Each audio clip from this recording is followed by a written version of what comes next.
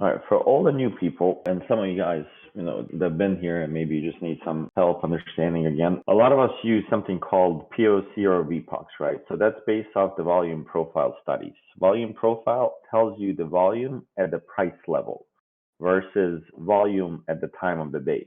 The bottom tells you volume at time of day.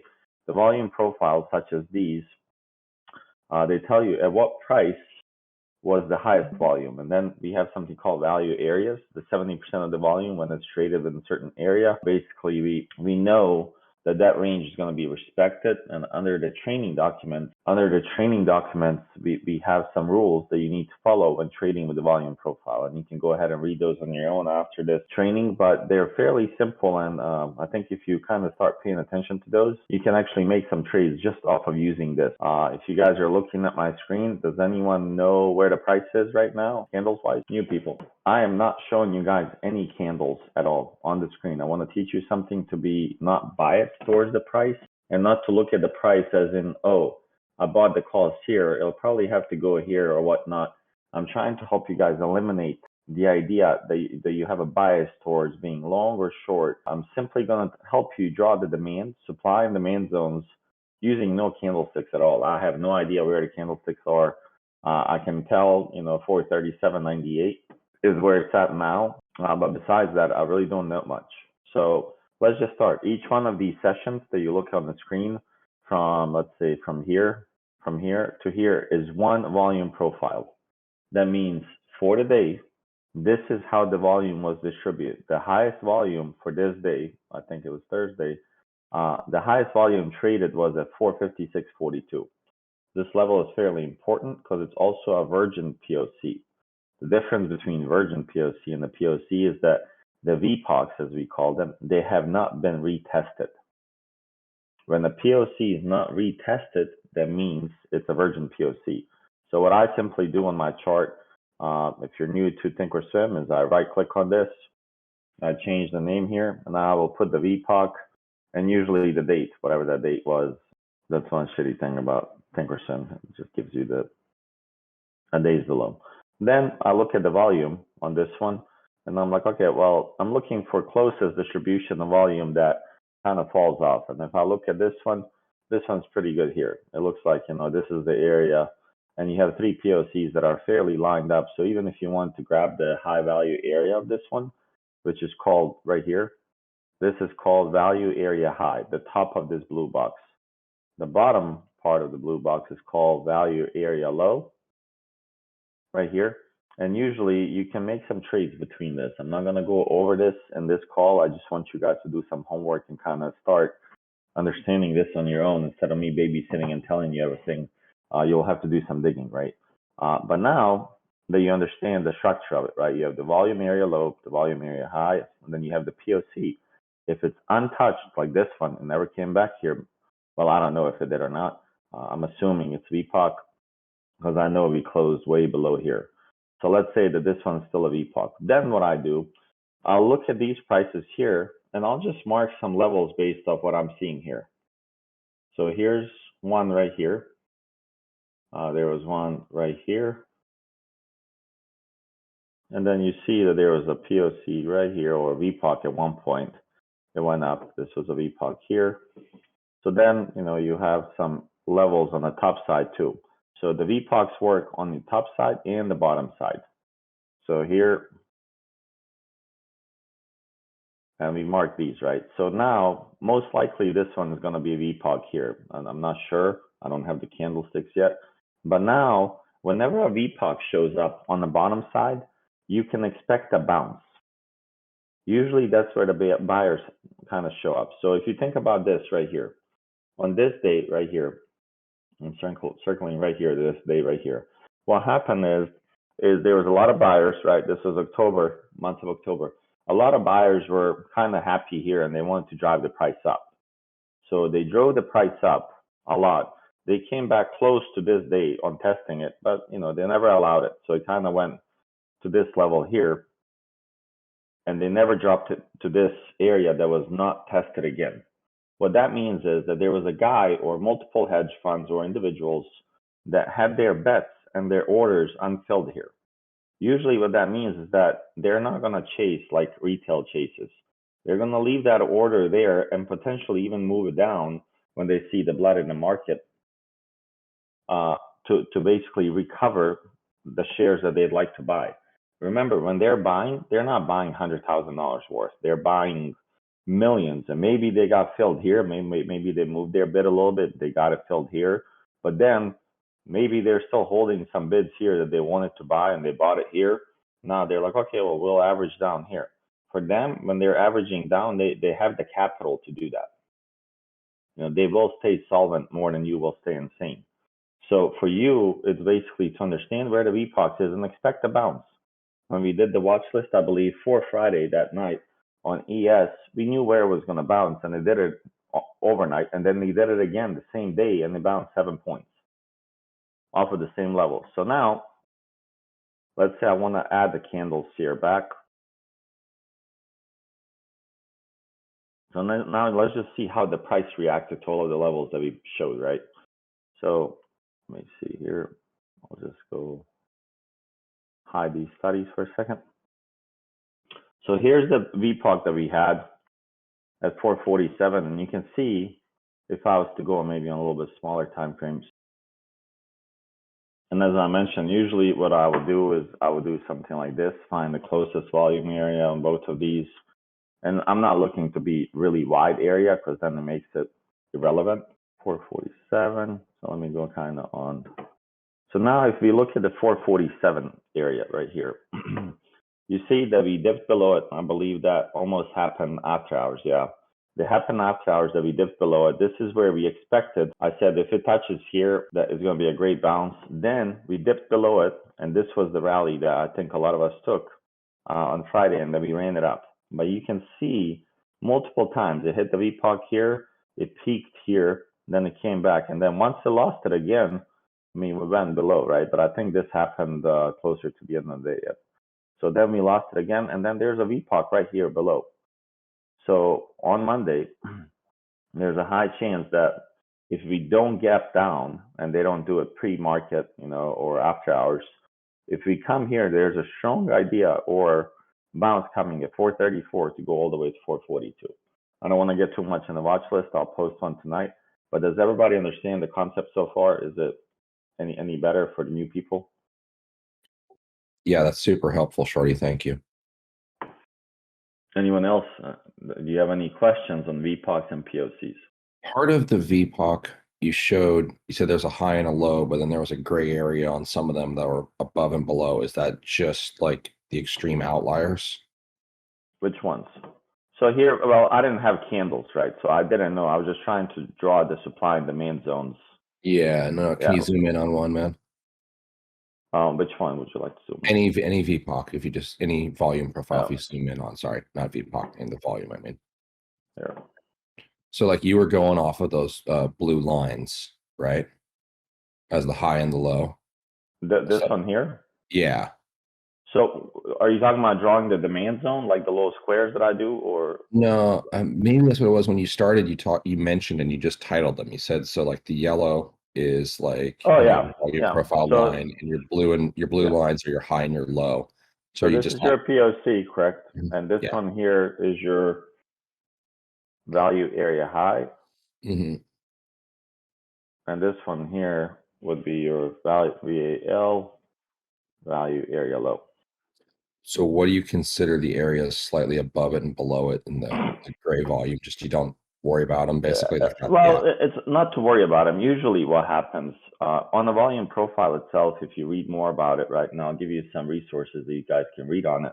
If you look at, for instance, this day, it's a little bit more interesting than this one here. It's basically a full belly, meaning a lot of the volume was concentrated in here. We're actually in, let me see, Monday, trying to figure out the timing on this.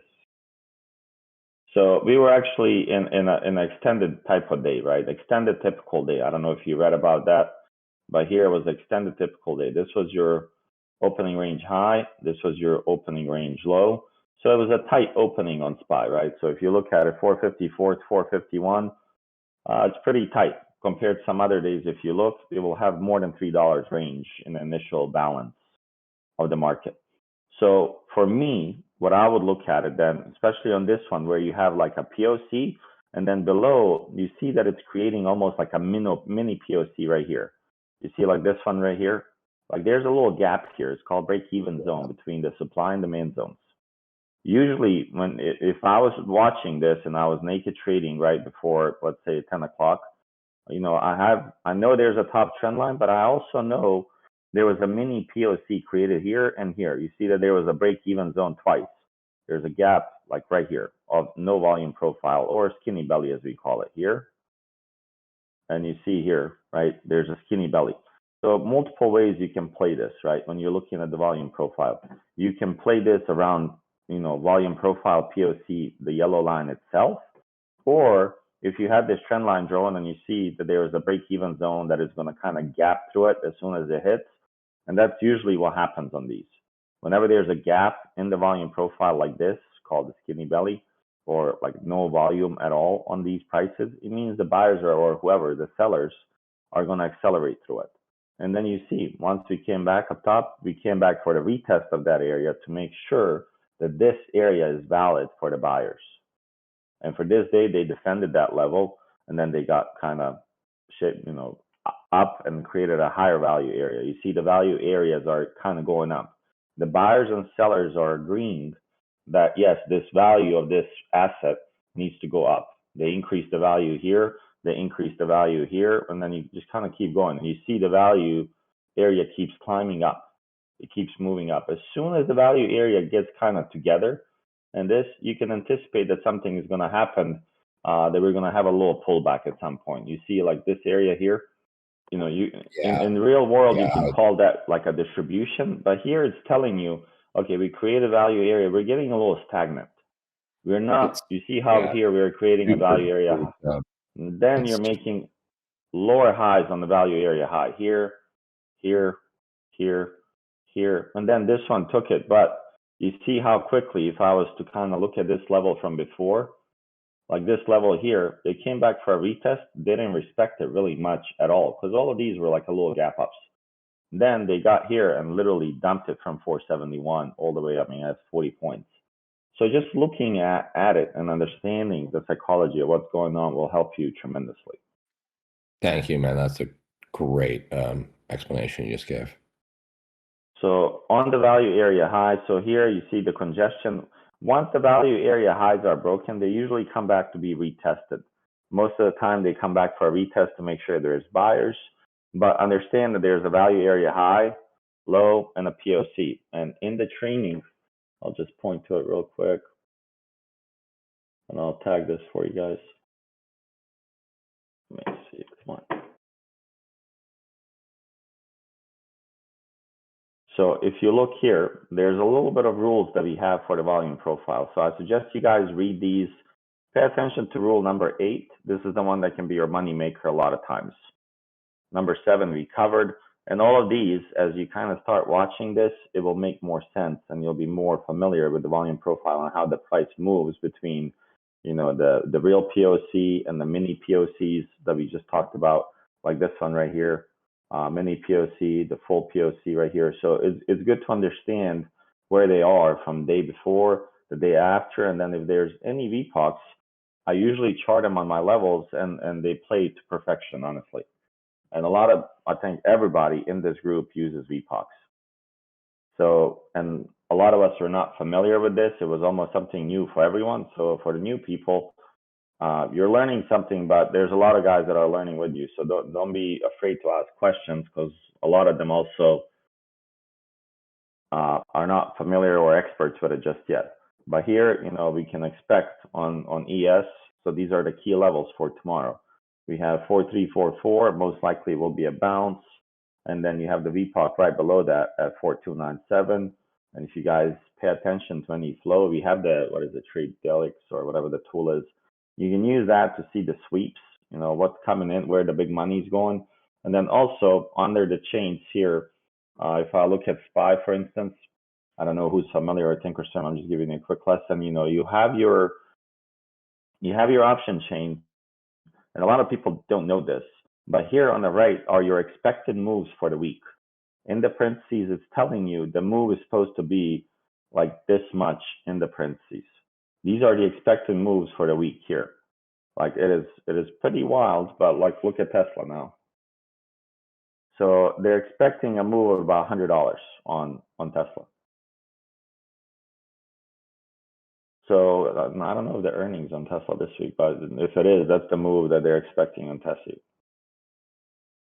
So then if you want to learn, what is going on statistically before I enter the calls, just the broader market, right? If you look at today's options and statistics, well, I think this is first time since March 2020 or February 2020 that the puts to call ratio is favoring the bears.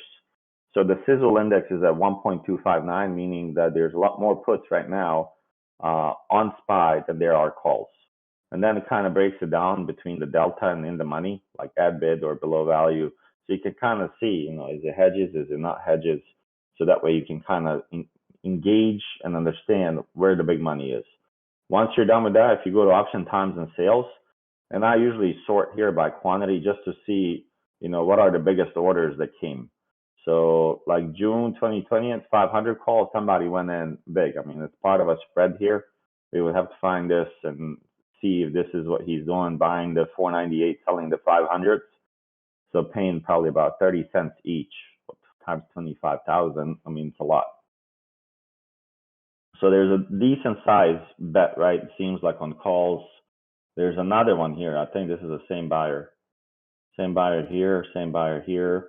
And then you see some February, 18 bets, which was the highest puts that I've seen was the 450s and then also 430s that they were loading up. So that's what I do, in terms of looking at the screens, knowing where the VPOCs are, and kind of putting it all together. Where's the demand zone? Where are the buys? Where's the supply zone? Where are the sellers going to come into the play? And once you understand these levels, honestly, it becomes so much easier to play. Because here, if you grab this here and you put the stop loss, let's say you took the trade once it kind of reclaimed this demand zone, and you put the stop loss right here, you would have been just fine. You took the trade. I mean, you drove it almost, this would be like 40 points.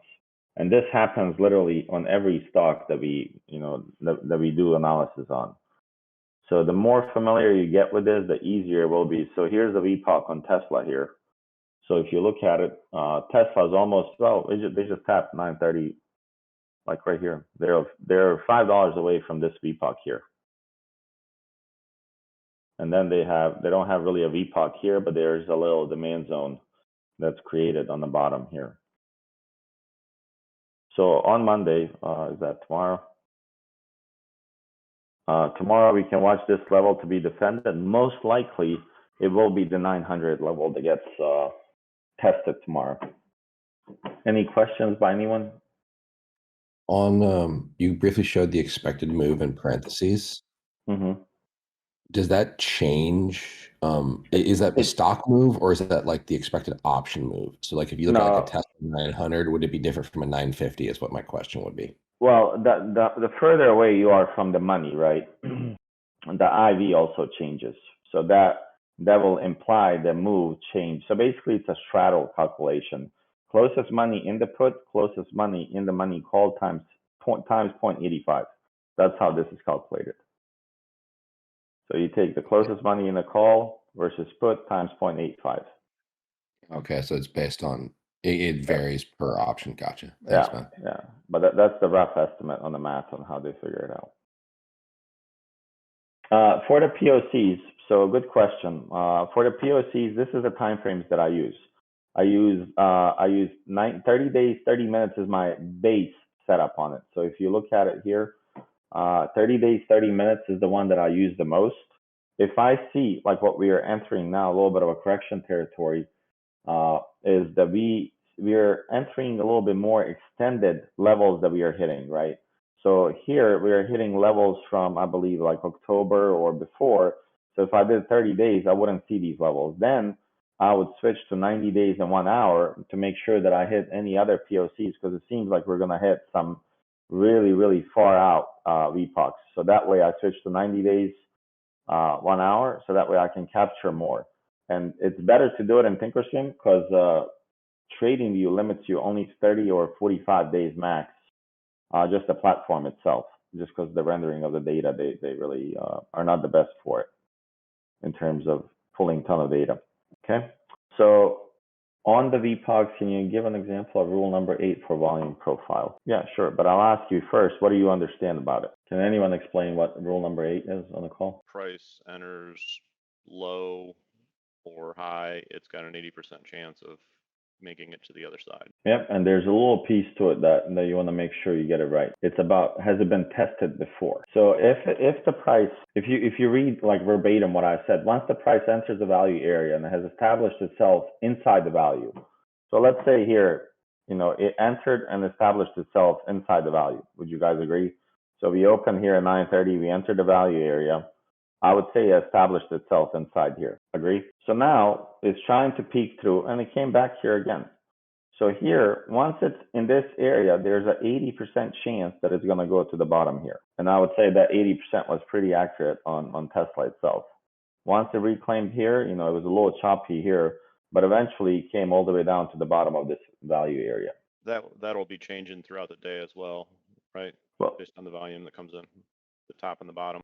Usually it is set by 11:30 or so. This value area high and low are pretty set. Within 2 hours, you will have a range that will act as the rest of the day. May expand a little bit, yeah, definitely, but depending on the volume and where the buyers are finding the responsive buyers or sellers, this can expand a little bit or come shorter. Yeah, I like the toss version of this. It's a lot more easy to view as opposed to the trading view one. Yep, and all of these studies, like this one here, is actually shared with you guys in on the TOS resources. So you guys can grab the same studies that I have for volume profile, the VWAPs, on Thinkorswim and load them up. Yeah, also not sure if this is the scope that you're intending for this meeting here, but how do you get it so that it's not showing the pre-market and it's showing the your Friday and by hour? So if you don't want to highlight the session here, you can include the this button here, and you see how it gotcha. So it tells me one, the other, or both. Gotcha. Yeah, I hate that highlight. It pisses me off. Yeah, sometimes I keep it on just so I can kind of know where the pre-market high is really quickly without kind of figuring out the timing of it.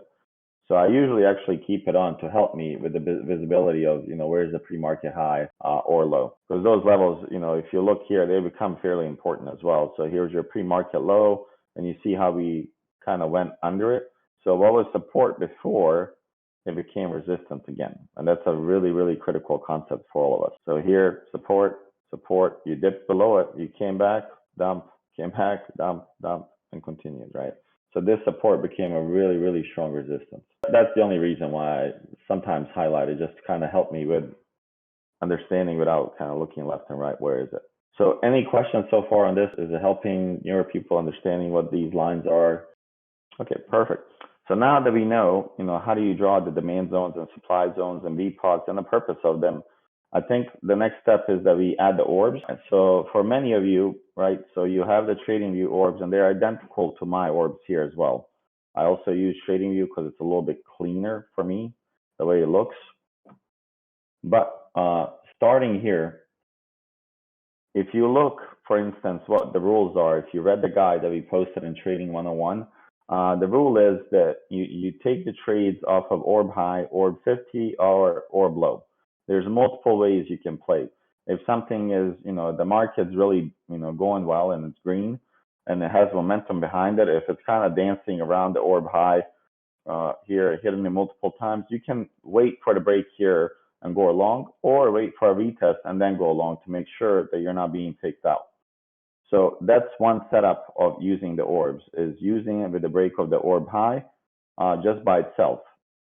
What I like to do, and a lot of people here, is that we look for confluence points. We want to make sure that we have at least 3 points that are agreeing into a direction that we're going to take it. Whether it's long or short, you need some confirmation.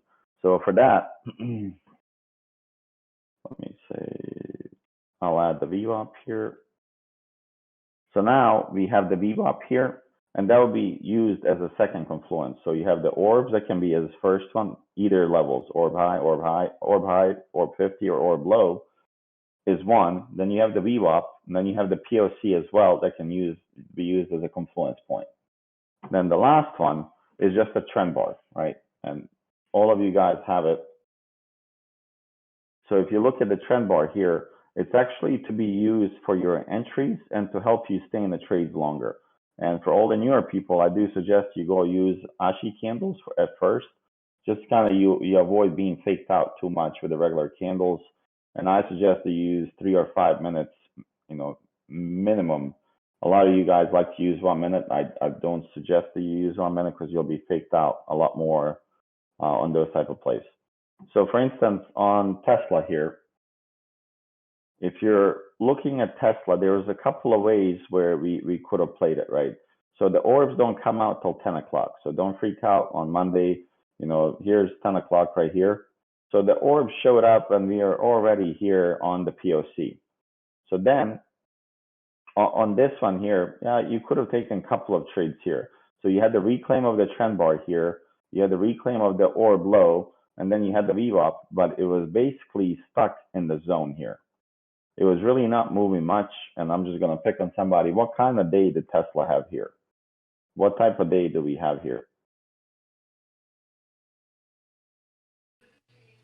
Is that a typical day? It would be extended typical day because eventually they broke the trend line here on the bottom. You see here, we broke through it. The initial balance was here and here. Usually what happens on extended typical days, the top or the bottom is lost and they can't hold. And then they break that line. So here they broke 950 and went to 936. When you see something is ranging like this that looks like a typical day, it's really, really difficult to trade typical days. And all of this information for the newer people is under the Trading 101. So if you're to look, let me just give you an idea. So let me move this over just so you guys have the visual while I'm doing this. So if you look at the extended typical day and you look at the picture, the opening is not as wide as a typical day, but eventually one side is going to win, whether it's bears or bulls, but it's going to break the line and then continue down. So that's the extended typical day. As soon as you can recognize the type of day that we have, it makes it easier for you to trade and know, what direction and what you're waiting for. So for instance, let's see, Amazon. So for Amazon, same thing, the orb high was set here. You had and look what they did. Well, I have too many lines. You guys are probably like, which one? Here's your high, here's your low, and look at this. So you could have, if you're patient and you know what they're doing, it's extended. It's a typical day so far, and then until about 3 o'clock, they literally dumped it almost 70 points. So it's all about patience. If you waited here for long enough, you could have been pocketing money on Amazon. We open range high, we're far from it. So the wider the range, it takes a lot more time and a lot of buying or selling to break the level because the range is pretty high. So if you think about it, from 3,018 to 2,900, that's $118 range on Amazon. So in order for it to go from here to go to the upside, to me, it's less probable than it is for me to break it down, right? Just logically speaking. If you're already here and breaking down below the orb low at 2,950, probably high chance that you're going to revisit the orb low here, and they did, right? The initial balance low was revisited, and then it just kind of continued down. Does that make sense, the type of days? So at first, you're probably going to see the typical day. Like this day, you're going to see probably 80% of the time in a month. It's called typical day because it is a typical day. So these days are the most seen in the market. 80% of the time they're these. Then you have the extended typical days, which basically they break the range, tighter range. And then you have the double distribution days, which is, we haven't had any of these lately. 2-3 weeks back, we would have these, where it basically consolidates on the top a little bit, like you would see a consolidation here on the top. And then they would find a kind of area on the bottom where they would consolidate, pop, and kind of stay in the range in that direction, either up or down break, or just kind of stay in the cloud for the rest of the day. Meaning the new value area was found. We couldn't hold this one, they didn't agree on the price. They go to a bottom one, and then they agreed on it, and now they kind of are content to stay in that range. Does that make sense on the double distribution day? So it's basically two ranges. So you'll have, and I'll post some pictures on here as well, and it's in the guide that I'm building, so you guys should be able to kind of recognize it. And then you have the trend days. These are the rarest days that we have, right? So usually when you have a trend day, think of it, I gave you guys a couple of analogies here. If you have like a sprinter, right? He's literally running that dash, and he's just going and accelerates. He takes a little stop, and then he just continues going.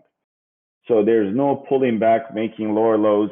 He's making higher highs and higher lows and constantly going up. And, we've had some trend days, but they were bearish trend days recently. Okay, perfect. So now that we're done with this, so we covered kind of the orbs, we covered the volume profile, just to retouch the points on the confluence point. So here, the way I would look at it is you have the VWAP that's in the price for Amazon. You have the orb low that's also there. And we know, the range of the day is pretty high, that there's probably a high chance we're going to come back once we break this to the bottom. So for me, there's one right here, which is the confluence of VWAP. Then you have the trend bar and the orb low, which is 1, 2, 3. This is not a bad trade to take here at all. And then, if you're not confident on 3 minutes, just use the 5 minutes, right? Use the 5 minutes for your trading, and I promise it'll help. So here's 1, here's 2, 3, and then you see your trend bar. The price only went up here above it. If you're, really risk averse, then yeah, you could probably get out knowing that we're getting closer to the initial balance low here. You trim your positions. You don't need bangers of 100%, 200%. If you take 1% every day of your port, or even 5% of your port, you will realize how compounding works and how powerful it is. Last point that I want to add for people that, that are familiar with trend lines, right? So anytime that you have higher high plus higher low, this becomes a bullish trend. Lower high plus lower low would be bearish. Any other combo that you have here, you basically connect the higher highs to lower highs, and you connect your lowest low to the next higher low or lower low, whatever the trend is. So here we had the higher high, we had the lower high. You just connect the top trend lines, right? So you have 2 touches. So here you had the lower low, here's a higher low. You connect them.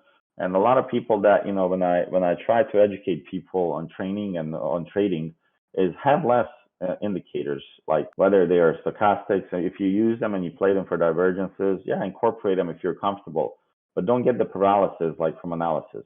You can use the price action by itself, literally. Like here, if you just use this, you would have been okay making money, right? So if you take the break right here of this, you can drive that down. And what I suggest for everyone that's new, learn how to look at the charts and find triangles and patterns, whether it's falling wedges, right? Whether it's something like this that looks like this, or if it's a rising wedge, if it looks like this. Get familiar finding these patterns, so that way you can kind of get into the trades quicker and be a little bit more realistic than, getting premature, or look, we're going long here, I'm gonna go, and it didn't really break the trend line. Give it time to build out the trend line, and then it makes it a lot easier to trade. So let me not delete that, because so for NVIDIA here, this was Thursday, I believe. Yeah, this was Thursday. So a lot of people on Twitter, not going to name anyone, but a lot of people on Twitter here were saying we are in an ascending triangle on NVIDIA. You guys see the ascending triangle? No. No, not at all. Why not? Because you're in a downtrend. Exactly. So a lot of people, a lot of newbies, retailers, and I guess, Twitter furrows like that know what they're talking about. They said that NVIDIA has a strong ascending triangle building up for the rest of the day. Okay. Ascending triangles only work when you're ascending higher. It should look like this. The move should look like this. Then you get a flat top, and then you're making higher lows. It should look like this. This is an ascending triangle. This here is a bear flag. You're going higher high, lower high, lower high, lower low, lower low, lower high, lower low. And now here you consolidate it, but you're still making lower highs. You still did not take any kind of relevant peaks here for me to trust you to go higher. And I'm only on 5 minutes. So here was a good example of using just the trend bar, trend lines here to figure out when to get into a trade. And I believe some of you guys took this trade on Thursday on the video. So here, if you took the trade and you're like, okay, well, I don't know where it's going to go, right? I'm using naked trading, and how do I know where it's going to stop? Well, if you're not familiar with the Fibonacci's retracements, it's a little percent sign on Thinkorswim. So if you go here and you select the lowest point of a triangle, which is your lowest low, to the highest point in the day, you can definitely use these as targets for for profit taking. So you can tell here your first one, and I'll just go into a regular candle so you guys can see it. So you can tell here 127 was a pretty good entry exit to trim some position. Then you have the 1618, and if you had multiple contracts, 227 should be your last trim for the day. And then you see, reversal. So here, the day before that, so they struggled on the previous day close right here to reclaim it. They went above it, they went below it here, and then it kind of went down, continued down. But the triangles, the patterns, you got to be able to recognize. You just got to know how to use them. Saying that something's an ascending triangle when the whole stock market is in a correction mode is just ludicrous to me. Like, I just don't understand why would you portray the idea to masses of people that, hey, we're going to go higher here on the video and make people lose money on it. But so far we've combined a few things, right? So we had the POC, we had the POCs, the VPOCs, we explained the VAH, VAL, and then the confluence importance. Does everybody understand how to trade this so far? So the ASHI candles do not have as many fake outs. So they do use previous candles information to create the new candle. The regular candles do not use any information off of the previous candle to build a candle. So the ASHI candles are a little bit more, like, I would say, jumpy than the regular candles, right? So for you, if you're not comfortable, it's much easier to use ASHIs and not be faked out, because it takes a consideration of the close and open of the previous candles. And here, I mean, even if you're trading before 10, guys, here, let me just show you guys. Even if you're trading before 10, there's a couple of ways that we can play, and I know Rayon uses this a lot. I'm not sure if he's on the call or not, but he uses this tactic a lot, where, you draw your trend line. Let's say here, you see that there's a couple of nice entries on the video. So let's see, if you look at this right here, you have kind of like a falling wedge, maybe a channel, and then you pay attention to your previous, highs and lows. So if I look at this on regular candles here, and let's say I'm usually on 3 minutes when I trade. So if you look in the video here, I mean, there's really no reason to complicate the trading much. The only thing that we can control as traders is the entries and your stop losses. So let's say that you wanted to get in on this price action here on the video, right? You see the top trend line is building, so you're still patient. It's 10:30, hour into open, and a lot of traders take a trade in the first 5 minutes. Rule number one in this room: do not take a trade the first 5 minutes at all. The highest IV, the highest profit takers are going to be pumping that IV, and you're literally going to be giving money to the market makers. Market makers lose money on gap ups and gap downs because they don't control it sometimes. If the hedge funds get involved, then it might go against them or whatever. So then what the market makers do in the morning is they pump the contract IV so high. Yes, people are going to make money, but they're going to sell to some retailer that buys it. And then the market makers take that contract and they're like, okay, well, thank you. We're going to go in the opposite direction. And then the contract loses value. And you're holding there and you're like, man, like, look, we're back at the same price. We're going higher, but I'm still red on the contract. That's because they control the IV and they dumped it. They dumped the IV on you. Okay. So the simple way here, I'm just giving you a couple of patterns that you can play. The simple way you can play falling wedge here, you draw the top trend line, you can get in two ways. You can get in on the touch of the bottom right here. So you had 1, 2, you can get in on a touch here when this candle here is broken, meaning when we break this high of this candle here, you can go long. Put your stop loss here right below. And now, does everybody understand the risk and the reward? Who can tell me how I calculate the risk reward here? And then your first profit target is, let's say, right here. Can somebody tell me the risk and reward on this? Who's got it? Somebody's got it. Exactly. So TKL. So that's correct. So my entry here, this area right here is my entry, and this is my risk right here. The reward that I have, so let me kind of make this reddish so you guys can see it. So this is my risk here, and this here is my reward. You guys see that? So whenever you have a trade that's 7-to-1, so 241 minus 234, let's call it, right? That's $7. So the formula for this is basically this. Your reward is your entry point minus the target, or target minus the entry point, sorry. This has to be positive. And then your risk is your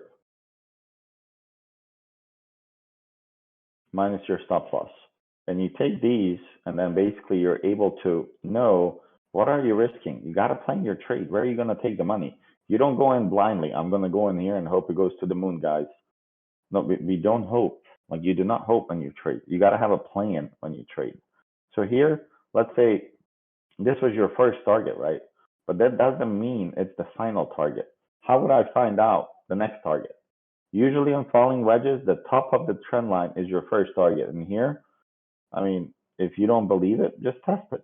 Look at this. You took it here at 235, or let's say whatever the level was, 234. You drove it all the way to 240, which is the top of the initial balance high. And this is where you get out or trim. How do I know that? Why not catch some of this move if I had multiple contracts?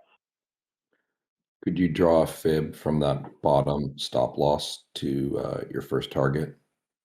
Yes, you would actually do that, but you would start at the top to the low. So whenever you're doing extensions or Fibonacci's and you want upper targets, you go from the top of the red wedge to the bottom of it. That swing high to swing low gives you extensions to the upside. Swing low to swing high gives you extensions for the bottom side. So you see here, I did both. So I gave myself levels on both here. Like, I gave myself upper targets, and look here, I would say this worked pretty well. It hit the 127 here and it struggled a little bit. It hit the 1618 and then it literally crumbled. Why is this one, why is this one so important? Why are these two important? Golden. Yeah, they're the golden fibs in life. And I don't know who studied Fibonacci, or if you haven't, there's a lot of relevance of Fibonacci into your life. If you're bored. Sorry to interrupt you. Can you double click on that and so I can screenshot your properties on the? Yeah. Yep, we can do that. So, and you'll see that for me, I only have 5 fibs. If you look at a lot of other, if you use a lot of other people or look at them, they will have literally every single one of these, and they will have some weird numbers on Fibonacci. These are, for me, have been most important ones in my trading life, like where I don't need hundreds of them. I just need 50, 60, 18, 127, 1618, and 227.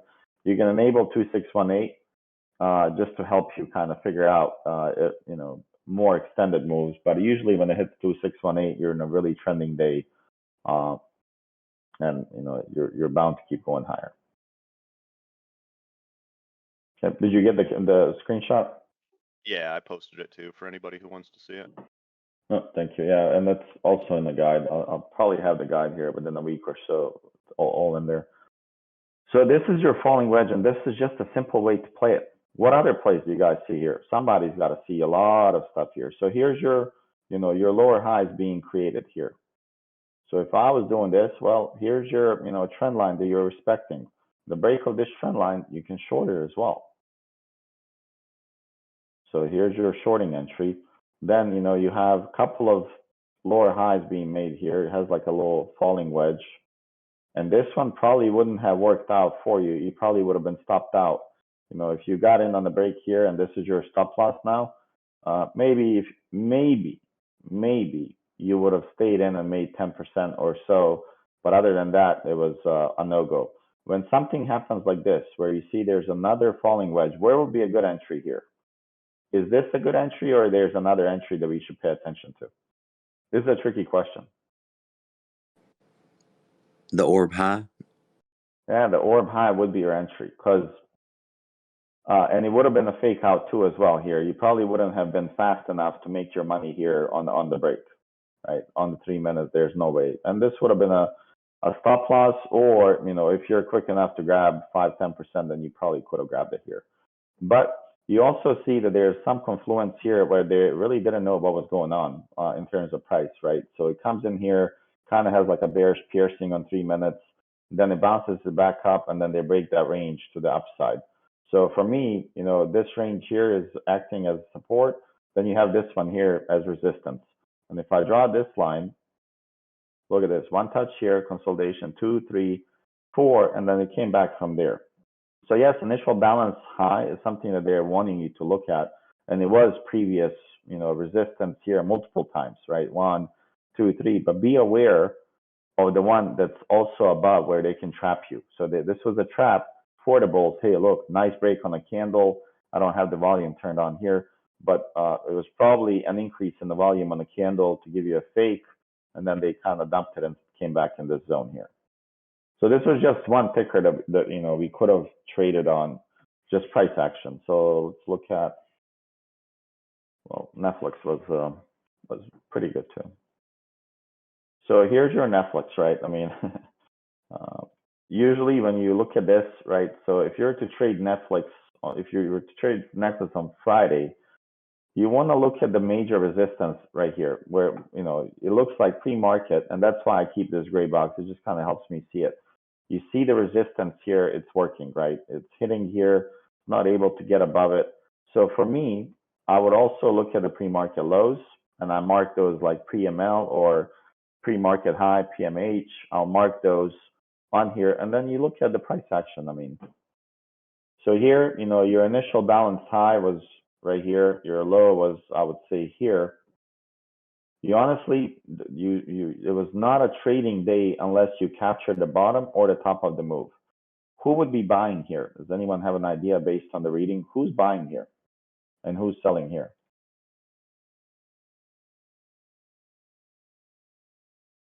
Responsive buyers are coming in on the bottom.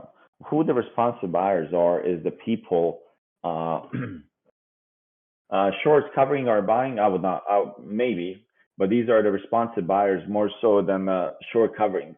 Short covering would continue probably a little bit higher and break the initial balance as they would continue. The bulls would jump in as well. So if you look at this right here, for me, the way I look at it and the way I explain it to you guys in the trading chat, if you're a responsive buyer, that means you're looking for deals. So if you're to go to a shop and let's say you're looking for, to buy a pound of fish, and they say, hey, this fish has scarcity, the supply is really low, demand's high, man, I just can't, I can't drop it below 4 or 5 a pound. And you're like, man, okay, well, never mind. I can't afford a 4 or 5. I'll wait till the fish price drops and the, supply is back.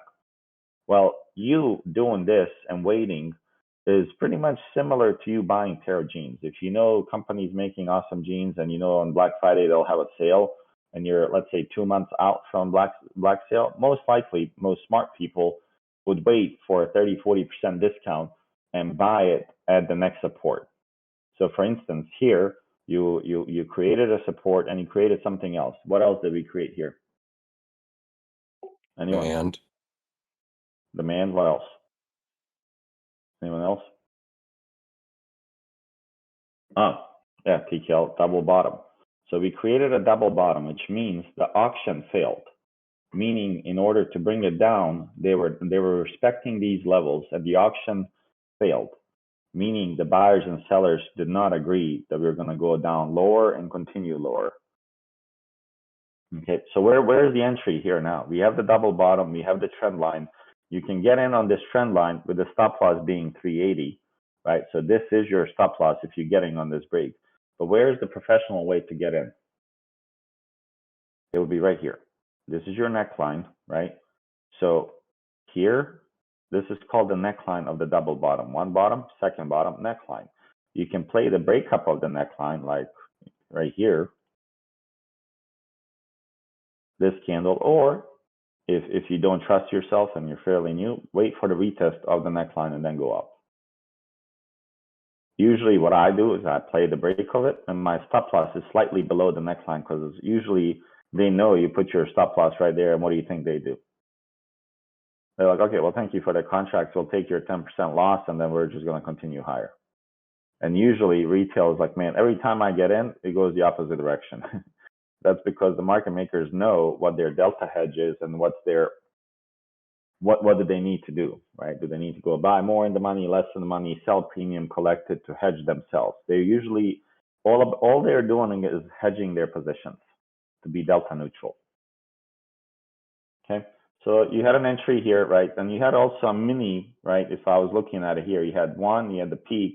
So you had this level here. If you're really scalping, right, you had this level as well that you could have used as a stop loss.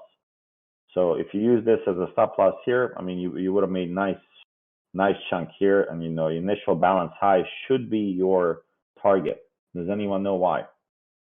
Based on the days that we covered and type of buyers and sellers, why should this be your target here for the day? Because it's just a typical day back up to.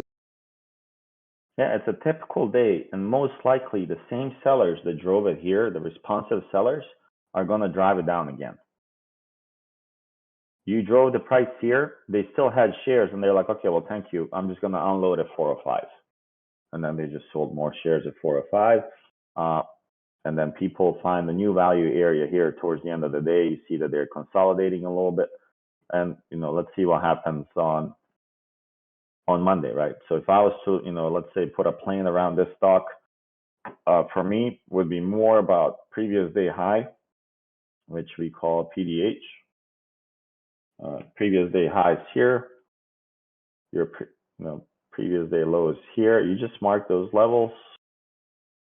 This is your PDL here. And then another thing that I pay attention is the close, right? Where did we close? So if I look at the price here, we closed somewhere roughly here. And you can put this as previous day close.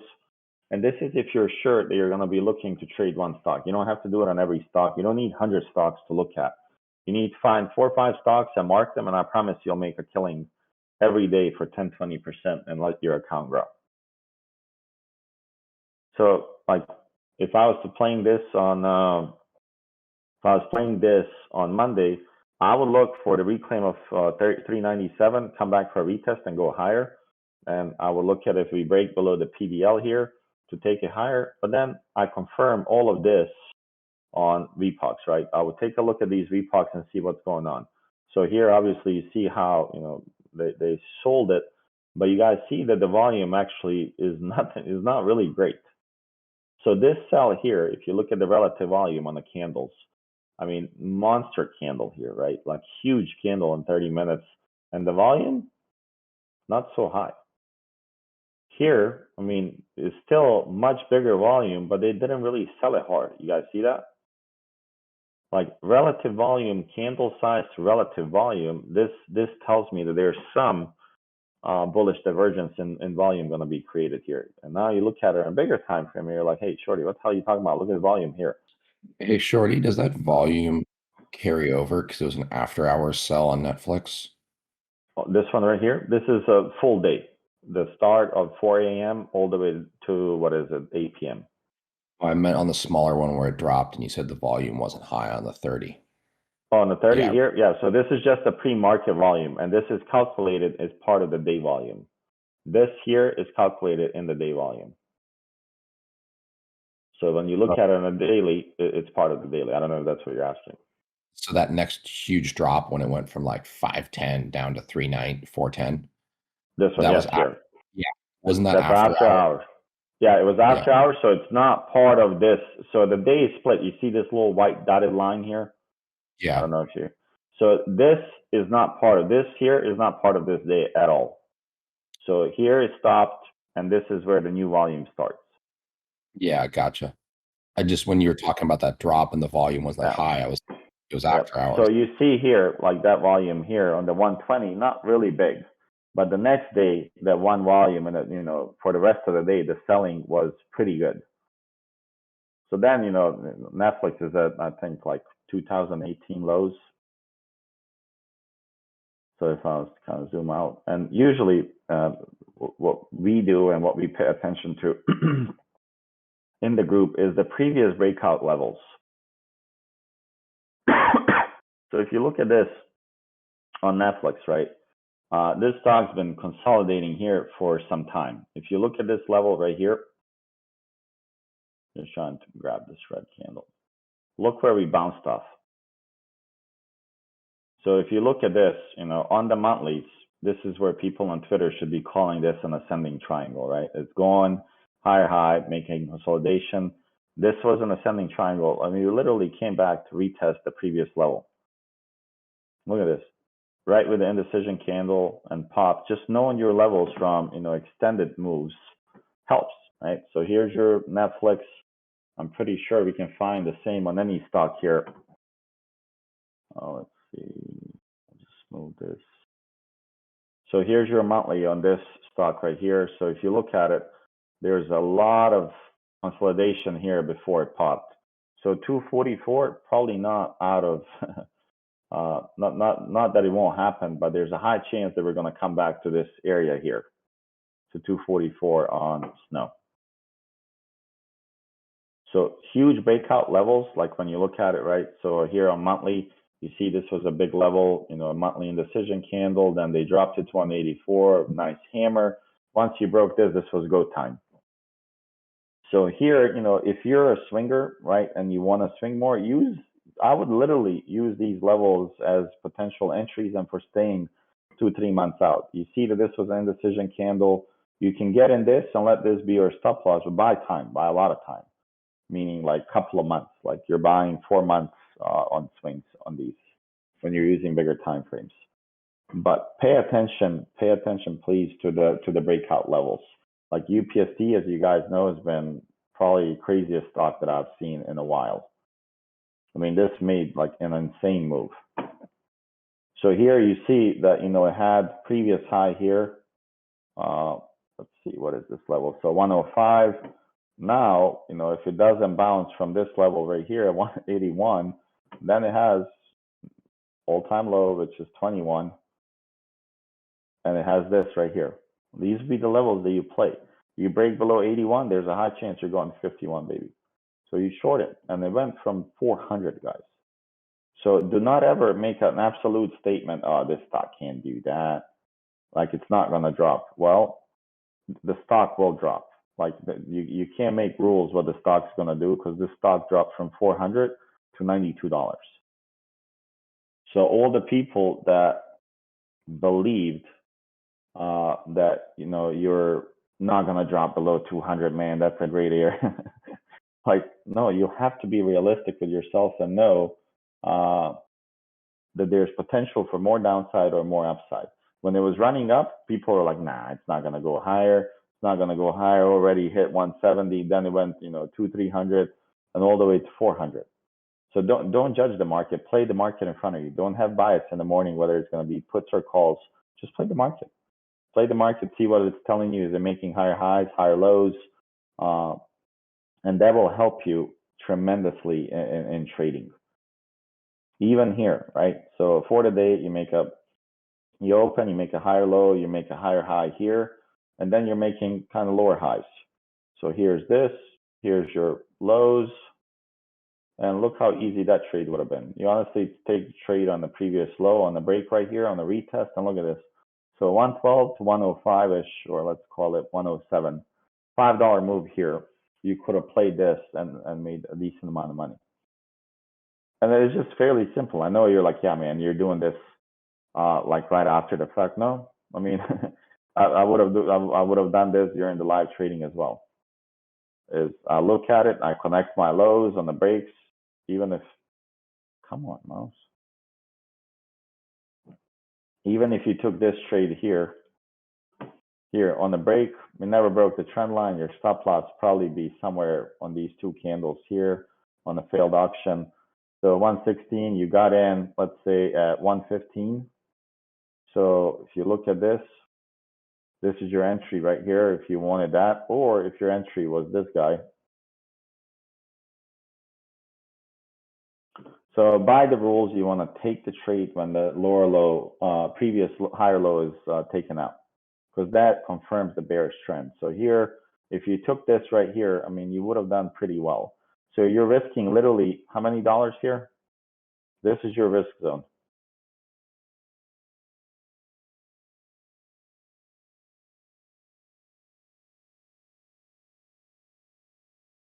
This is my risk zone here. How do I find where is it going? What I do is I take my the low that I'm taking here, and I literally take it to the high here. And what do you know about the targets right here? So if you got in here on the break, the 127 was your first one, and look at the 1618. You guys see that? So my risk here, my ratio here is 1-to-1. So 116.52 to 114.52 is $2. 115.52 to 112.52 is $2.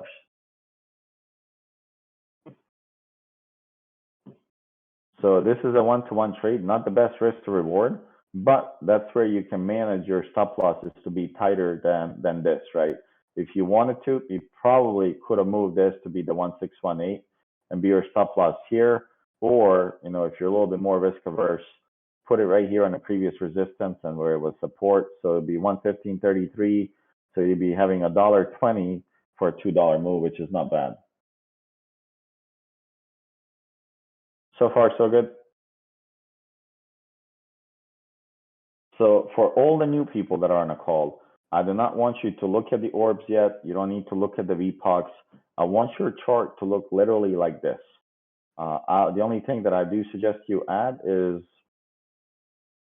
the volume. So it should look like this. Come on, Thinkorswim. So this is what your chart should look like. You should look at these, connect the highs, connect the lows. I can potentially find here at least 4 plays that I would have taken this day. You know, there was a consolidation here. This was one of them. I probably would have, you know, if I'm watching this stock, I would have taken this because it's a mini bull flag that's being created for the day. If you look at it here, you can grab it on the bottom, take it here. Then, you know, you have your previous low that we just talked about here. You can take that on the short side here. And let's say you're like, oh man, it's gonna go a dump. Well, here's your previous lows. You connect your previous higher lows, and here's lower low, higher low, still not making higher highs, right? So for you personally, like from here to here, there's really no indication that you want to go higher. It rejected the previous support that now became resistance. So here, you know, you're still in the trade. Even if you took it here, you're still in it. You have the trend line, and then you had your stop loss, which was this level here, I believe. Yeah, it was this 115.33. And look at this. And then it's even easier to project the levels because you have a nice triangle that's. So that was roughly here. I think I made a slight mistake there. But here, we hit all the levels. It hit the 110 and it hit the 1618. And honestly, this is all you need for the beginning. Once you get comfortable with the price action and seeing the type of candles, understanding the bullish engulfings, the piercings, the abandoned baby tops, once you understand that, then you're going to be like, okay, man, this makes it a lot easier for me to trade. And I've seen some of you guys chart when you came in here in the group first or on Twitter or whatnot. I mean, you have 45 indicators. Your lines are everywhere. See the price action, right? So here's, and I also gave you guys a study in the what do you call it, in the TOS resources. Let me make sure it's there. Yeah, it's there. In the TOS resources, if you're not familiar with the market structure, right? So here's your, where is this? VWAP. So, okay. So this is what I gave you as well. For you, this will mark the higher highs, lower highs on your Thinkorswim. So if you're not familiar with, you know, drawing them yourself or recognizing them, just use this. Like, let it load up for you, and basically you'll see it here. But for me, I'm able to see it. You know, here's my higher low right here. So it's making a higher low, and it made a higher high. Here's another higher high. Here's another higher low here. So I'll delete this guy. then you just look for swings. So here's another lower high. Here's not able to break that one, and then the break right here is your signal to go short. So you have a lower high, and now you will have a lower low, and then you have another. If you look here, you have another lower low. This is previous low here, right? You had it twice. Here's a lower low. Here's a lower high compared to this guy, and then here's another lower low. Here's another entry that's going in. And it kept taking them out. And I mean, you even broke the initial balance low here towards the end of the day. And you guys see how wide the range is? I mean, this is a pretty wide range on the stock. This right here is pretty, 117 to 107, that's $10. That's like 10% range in the morning. So if you're able to recognize the type of the day we are having, and then just pay attention to the previous lows, there's no reason why you should not make 20% every day. Like, there's not a single reason why you can't take these trades on your own once you get a little bit of familiar with price action. Then, if you're more comfortable, you add the orbs and you look for confluence points, and you know the major bounce areas, right? If a VPOC, let's say, was right here, I would be, let's say if VPOC was, let me just move it up a little bit, right? If VPOC, major VPOC was right here, and I'm seeing this bull flag here, me personally, I'd probably wait, not take the trade here. I'd probably wait for the trade to go here and see if I get a rebound on this level, whether it's this bounce here that I get, from 112 to 114, which I will gladly take for 20% or more. I would take this trade and run with it. A lot of you guys that are new, that have blown up accounts, and I can tell you why you blew up your account is because you're greedy. You're a greedy pig, and you get slaughtered every time you want to make more money quickly. Am I wrong for anyone that's lost money? You probably at one point had an insane amount of money, and you're like, man, I will do great if I just do a little bit more and I do this or whatnot. For a lot of you guys, that's what happens. It's the greediness gets in the way, and you're not taking your profits. And me personally, for every new person that's in this room or not, you only need one trade a day. You don't need to focus on 4,500 stocks. For me, usually when we post the watch lists, if I post the watch list, you guys will see here. You have the top list, which was 5 stocks or 4 stocks in this case. Then we had the second list. The reason why I put the second list is maybe you personally, and I don't tell people just look at these stocks. I'm giving you my educational, what I'm seeing on the levels on Microsoft, on XPEV, and I'm seeing these levels. You're able to look at it, and it's like, okay, yeah, I also trade NVIDIA every day. This is a level. Let me make sure I agree with the level. It's not trust the shorty and let me take these trades. No, this is your job to review it, to become more familiar with trading and not literally listen to this. I rarely ever alert, like here you guys will see that I'll alert some leaps or swings, but this group is not about me babysitting you and telling you, hey man, buy this, exit here. I can't legally do that. And I'm not going to get myself in trouble. And first of all, you should not want that. I don't know why anyone in this group, if you're here for me telling you how to make money, then you should probably just cancel as soon as you have the option to do that. Because this is not about me telling you your whole life what to do. And if that's your goal, then then something's wrong with you personally. Like you should not want that in your life. So far, everybody okay with the patterns, the simple patterns that you can play. Usually, if we have the trigger level, the way I play these watch lists, if you have a trigger level like this, let's say Tesla about 106, if you're in the morning and you see it's running, do not chase this. Let's say, let me look at Microsoft for instance. I know Microsoft did some crazy stuff on Friday. So Microsoft, we said below 300, I believe we shorted, which was kind of like right here, which is pre-market low here. Let's just mark it. Okay. So let's look how I literally would have played this, and I'll go in 3 minutes. So here's the 3 minutes. You could have taken this trade here, which would have been a 948, so it's past 5 minutes, And I personally probably would have taken this trade short here on Microsoft. And I probably would have been out on this trade as well. In the morning, your goal is to make 20% as quickly as possible till you see the formation of this.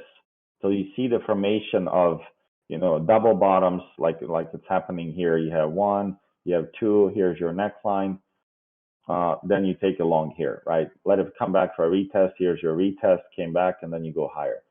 Me personally, trigger level here, you can take it, or I guarantee you 95% of the time, you're going to get a retest of the level that it just broke that we marked, whether it's a psychological 300 level or whatnot. But here, same level, and you probably got a little bit more value on this one here on the drop. If you miss this one, do not chase.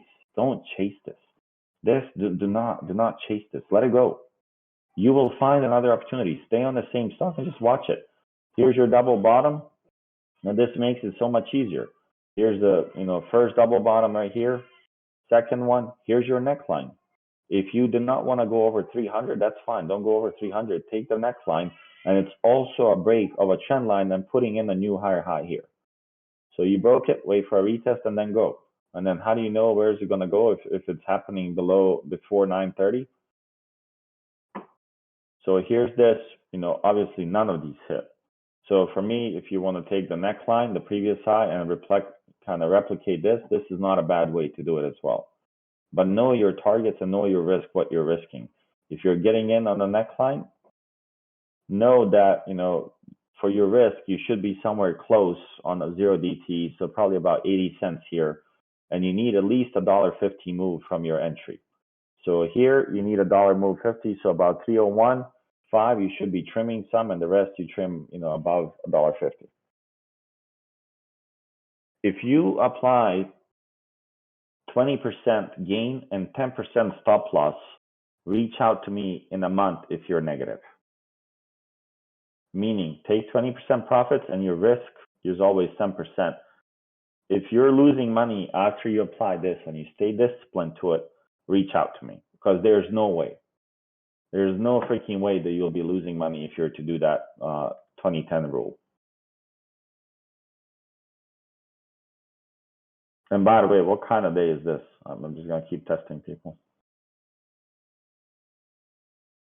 Extended typical day. Yep. And for all the new people, what made it non-typical day is they usually do it late in the end of the day. And that's what's in my notes. They usually break it at the end of the day. They bore you to death. You can short here on the initial balance high and go long on the bottoms here. Even if you went long here, I'm pretty sure you can make 10% on this move. 297 to 299, you will definitely make 10-20%. Okay.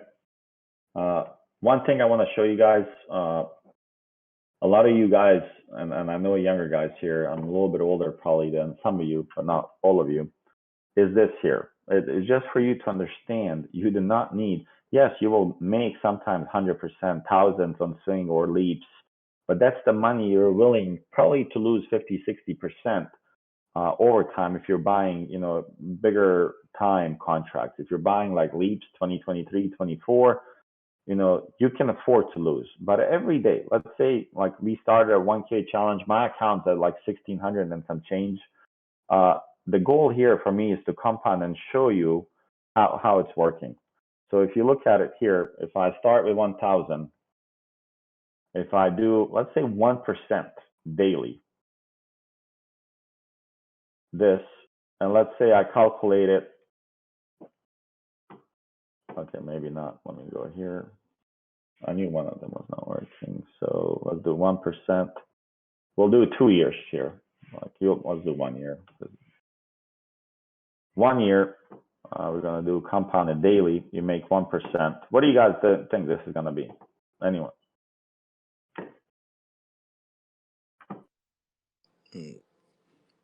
Don't cheat. So let's just look at it, right? If you do 1% daily, you're going to be at 24 grand in a month. In a year, I'm sorry. And this is your breakdown by month. First month, you'll be at 1,300, 1,700. So for us that started this 1K challenge, A lot of you guys are well above.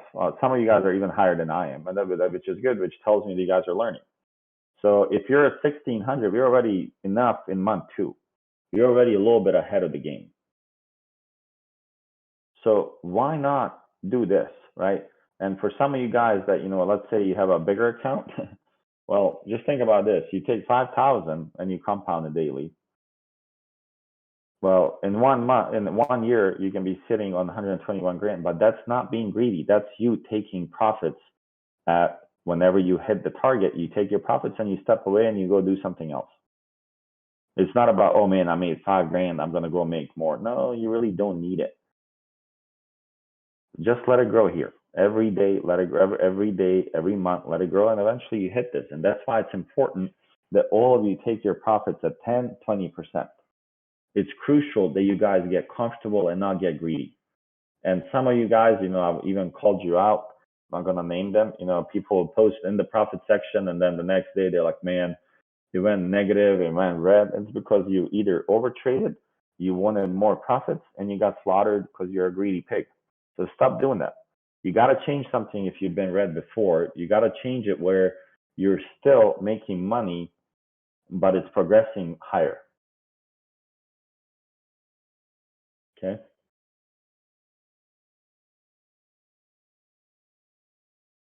So I usually, good question, Tola. So usually on my entries, I stay below 30% per trade. So, and my stop loss is usually 10%. So if I take a 30% trade of a 1,000 account, that's $300.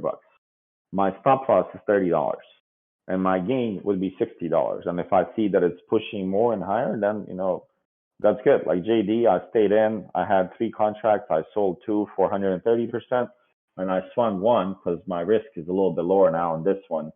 And if we dump over over the weekend, JD goes to 70, I'll be in the money. So this would be like 300% play.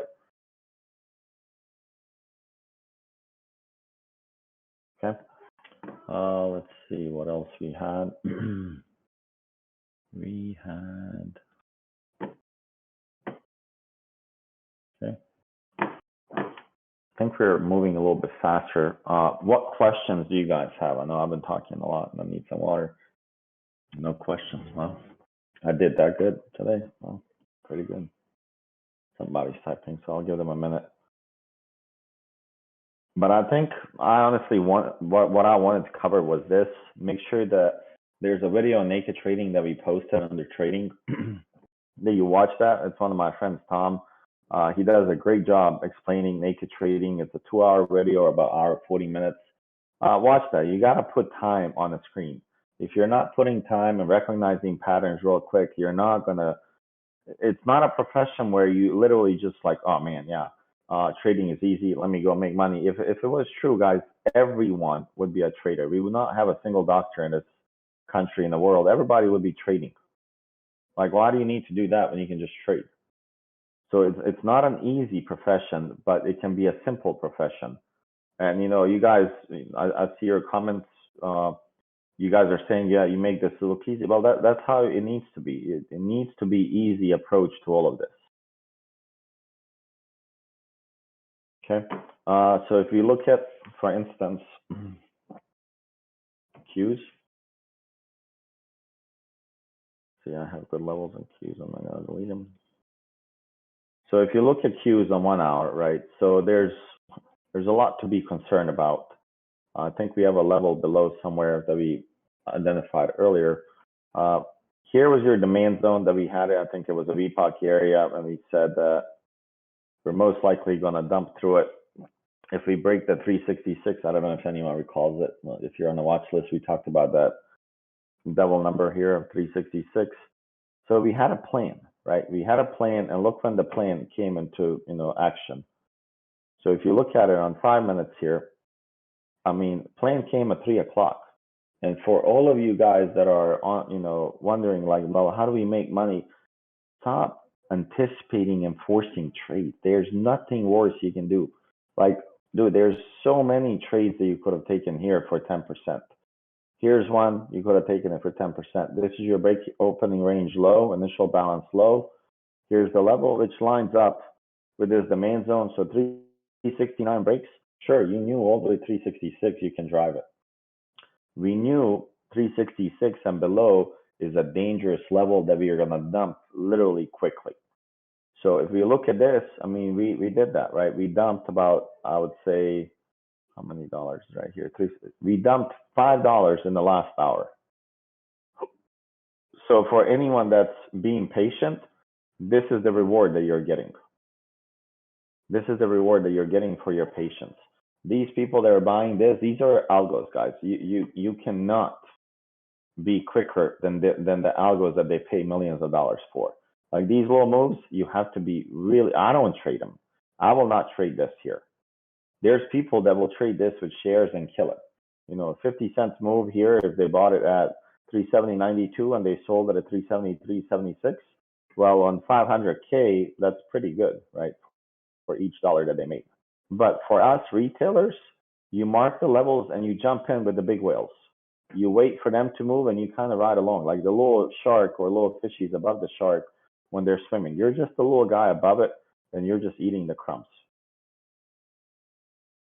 But take your crumbs quickly, because if you hold on too long, that shark might turn around and will literally eat you real quick and your contract is zero. So play your levels, let the trade come to you, do not force it. If I'm getting into something, that does not mean that you're getting into something. My account, my risk, a little bit different than yours and everyone else. We all have different risk levels, different approaches. And if you're seeing something like, hey, Shorty, what do you see there? Definitely ask, right? What do you see here? What do you get in? Sometimes I like to look for high risk, high reward, like lottery plays, like on SPX, which I trade a lot. If you're on Robinhood, you should probably get off of Robinhood, and you should, I don't know if you're on Webull, or look for Thinkorswim to kind of switch over. But I trade SPX a lot. And there's a couple of short opportunities on SPX here that we had the day before. You had a couple of opportunities here at 4494. This was a level for shorting, and we kind of did that, right? So this was your opening range high. So this is your orb high. This is your orb, well, probably not orb low here. I would say it's right here. Yeah. So this is your orb low. So you had an opportunity to short it for about 20 points here. Reclaim of the orb low here. Usually take that trade when something reclaims the orb low. Let me bring this up here. So if you look at the trading view, right, and if you're new to trading view and you haven't done these indicators, if you go under indicators here and you click invite scripts only, you're going to see orb short targets, orb screener, and then you're also going to have something called shorty clouds. You're going to be able to see the clouds. We're not going to cover the clouds today because you guys will be so confused, like what the hell's going on. I have all these levels. All the levels that you're identifying is the levels that you want to be aware of in case, you know, the confluence points are lined up or if it's breaking up. So that way you're aware. If you don't know where the levels are, it's going to slap you on the side and you're going to be like, man, why did it reject there? Well, we use all the tools we can to find the potential levels that they're hiding or, you know, showing you that we're going to reject. So here on SPX, right, you can definitely use SPX for trading. It's one of my favorite, you know, instruments to trade. So if you look at this, right, let me go 3 minutes. I am. So if you look at this on 3 minutes, right, so here's your orb high that we talked about. It was a choppy day, right? So we opened pretty high here, actually. I think it was. Yeah, we opened pretty high. We opened all the way at 450, and then we dumped. Once the orb high broke, sure, you could have probably taken this trade. This is where the patience kind of comes in and let it develop. And here you see the orb 50 and the rejection of the orb high. So here you had this level here, orb high. I like to take the trades that failed the orb high in the previous low. So for me, trade probably would have been somewhere around here, the entry to short, 4473. It was the previous low, a nice candle. See, you know, 50% is trying to hold, but then, you know, you're getting some levels. You're getting the ideas here. It broke the orb high, it's telling you the buyers are not really aggressive to take it higher. It broke the trend line on 3 minutes. Then it has the orb 50, and then it has the VWAP, and it hasn't been able to reclaim the VWAP at all. So here, if you didn't take the trade here, as you get more comfortable, sure, then you got to use the orb 50, your VWAP, and the trend bar to take a short. And that's your 3 confluence points. And then if you're not like familiar, let's say like, man, this is crazy, I don't want to do that. Well, then just simply draw the trend line, same way. So here you had the lower high, right? On the break right here, sure, you can literally take this, but it's going to be a quick one. Let the plays develop for you. Let the lower highs, lower ends set in. Like when something is really like uptrendy like this, look for, you know, the bottom of these, even if it's not a wick, look for the bottom of the touches of the candles itself like this to kind of go and guide you on taking the short. But this is fairly aggressive here on 3 minutes if you look at it. You know, your true previous low was probably somewhere around here where it's a clear one. If you look at this, this is where you have 1 touch, 2 touch, 3 touches, and it's also below the orb 50 here. So honestly, if you got in on the break right here and you stayed in a trade, you would have done well. You know, all the way from 4463 all the way to 4397. As you guys know, SPX contracts, me and Earth, another trader here in the chat, we like to play SPX because they pay really, really nice. These contracts move from like, you know, $1 or $2 to about $12, really, really rapidly. So that's why we enjoy it and we trade this. Does this make sense on indicators and trading view? And if you have questions on how to set it up, it's all actually sequence posted, a couple of documents, and we have mods, or you can ask me. We can help you on setting up. But this is what you're looking at. And then eventually, at first day tomorrow, just take everything off. Just pay attention. Use 5 minutes for the newer guys.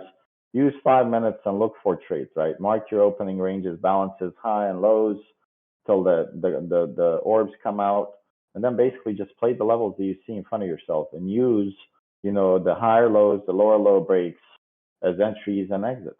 So if you look here, just with nothing literally on the chart, you're able to know where, so you have an opening range high here, here's your highest high, and even if you just took off of this level here, 4467, which was the break of the previous higher low, this was an exact entry that most professionals would take here. 4467, and literally you can drive it all the way and bet that it's going to go to orb low or initial balance low here, and you would have made tons of money on this. But it's requiring a lot of patience, like not running and taking trades cluelessly and hoping that something is going to work in your favor. And you should just stop hoping and play the trends. You got a question on OI? OI, let's see. Oh shit, I wasn't scrolled down. What is it? Shorty, not related. It was OI. Okay. Let's see, how can I get PSC understanding here on TV? So TV, I'll cover that. Good question. Let's see. Okay, so OI, right? Let me make sure I have it here. I don't have it on this one. Let me see if I have it on this one. Yeah. Okay. So OI, the way you use it is basically telling you what the market makers are most exposed to and what is happening, right? So if you look at this chart on SPY, for instance, right? So let me go a little bit, just give me like 15 minutes so we can look at it. So if you look at this, it seems like for the day that they sold a lot of 480 calls, a lot of 470 calls were sold, and a lot of 460 calls. And then you see that a lot of puts here below 450 were also sold here. And then you have the 440 line, which is not as big, but they closed it below it, right? So market makers, potentially, they might have lost some money here by not being able to close it above 450. But I'm pretty sure they made up off of it by, you know, being open interest. The number of remaining contracts that are left open is what this is showing you. The highest amount was left for 480, and if that's left, whether maybe they sold these calls, right, and now the price is going away from it, they're literally just collecting the premium. The premium is going in their pocket. So if we know that they sold a lot of 460 calls and it's Friday, I would think that they're not going to close above it. right, on that day. Does that make sense? And if you know, this was kind of rare, right? That they had a lot of puts and that they did not push it above 450 close. And maybe it just worked out in their favor. Depends what their other positions are. But this usually tells you, yeah, we have a lot of calls at 480, a shitload. So if we go above it, that means that we're going to be losing money because we sold all these calls and they're going to appreciate more and we're going to have to buy them back at inflated prices. So instead, what they do is they drive it up below. And then, you see the second line here, they create a trap. People bought these calls, but then they bought like maybe 475s. Yeah, 475 calls here. And they're like, okay, well, thank you. We're going to go lower. So basically, they kill these contracts instantly here.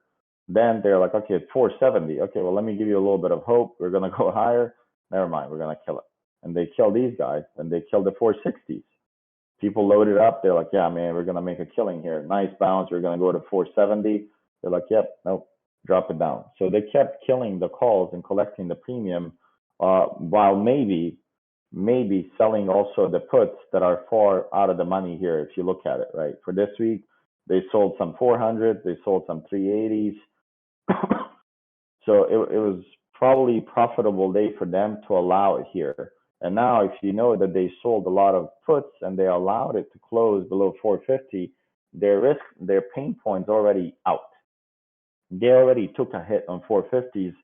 So now people, if they load it up on calls, they wouldn't mind this drop to 400. People buy the puts and then strong bounce at 400, which we don't know what the OEI levels are for next week yet.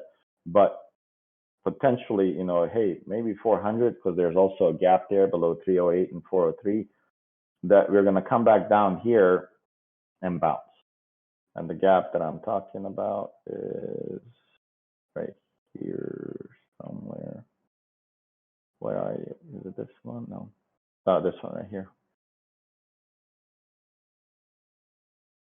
So you have the gap at 403 all the way right here. And this was a gap, psychological gap, the break of 400, and we really never came back to retest it. So let's see what we do.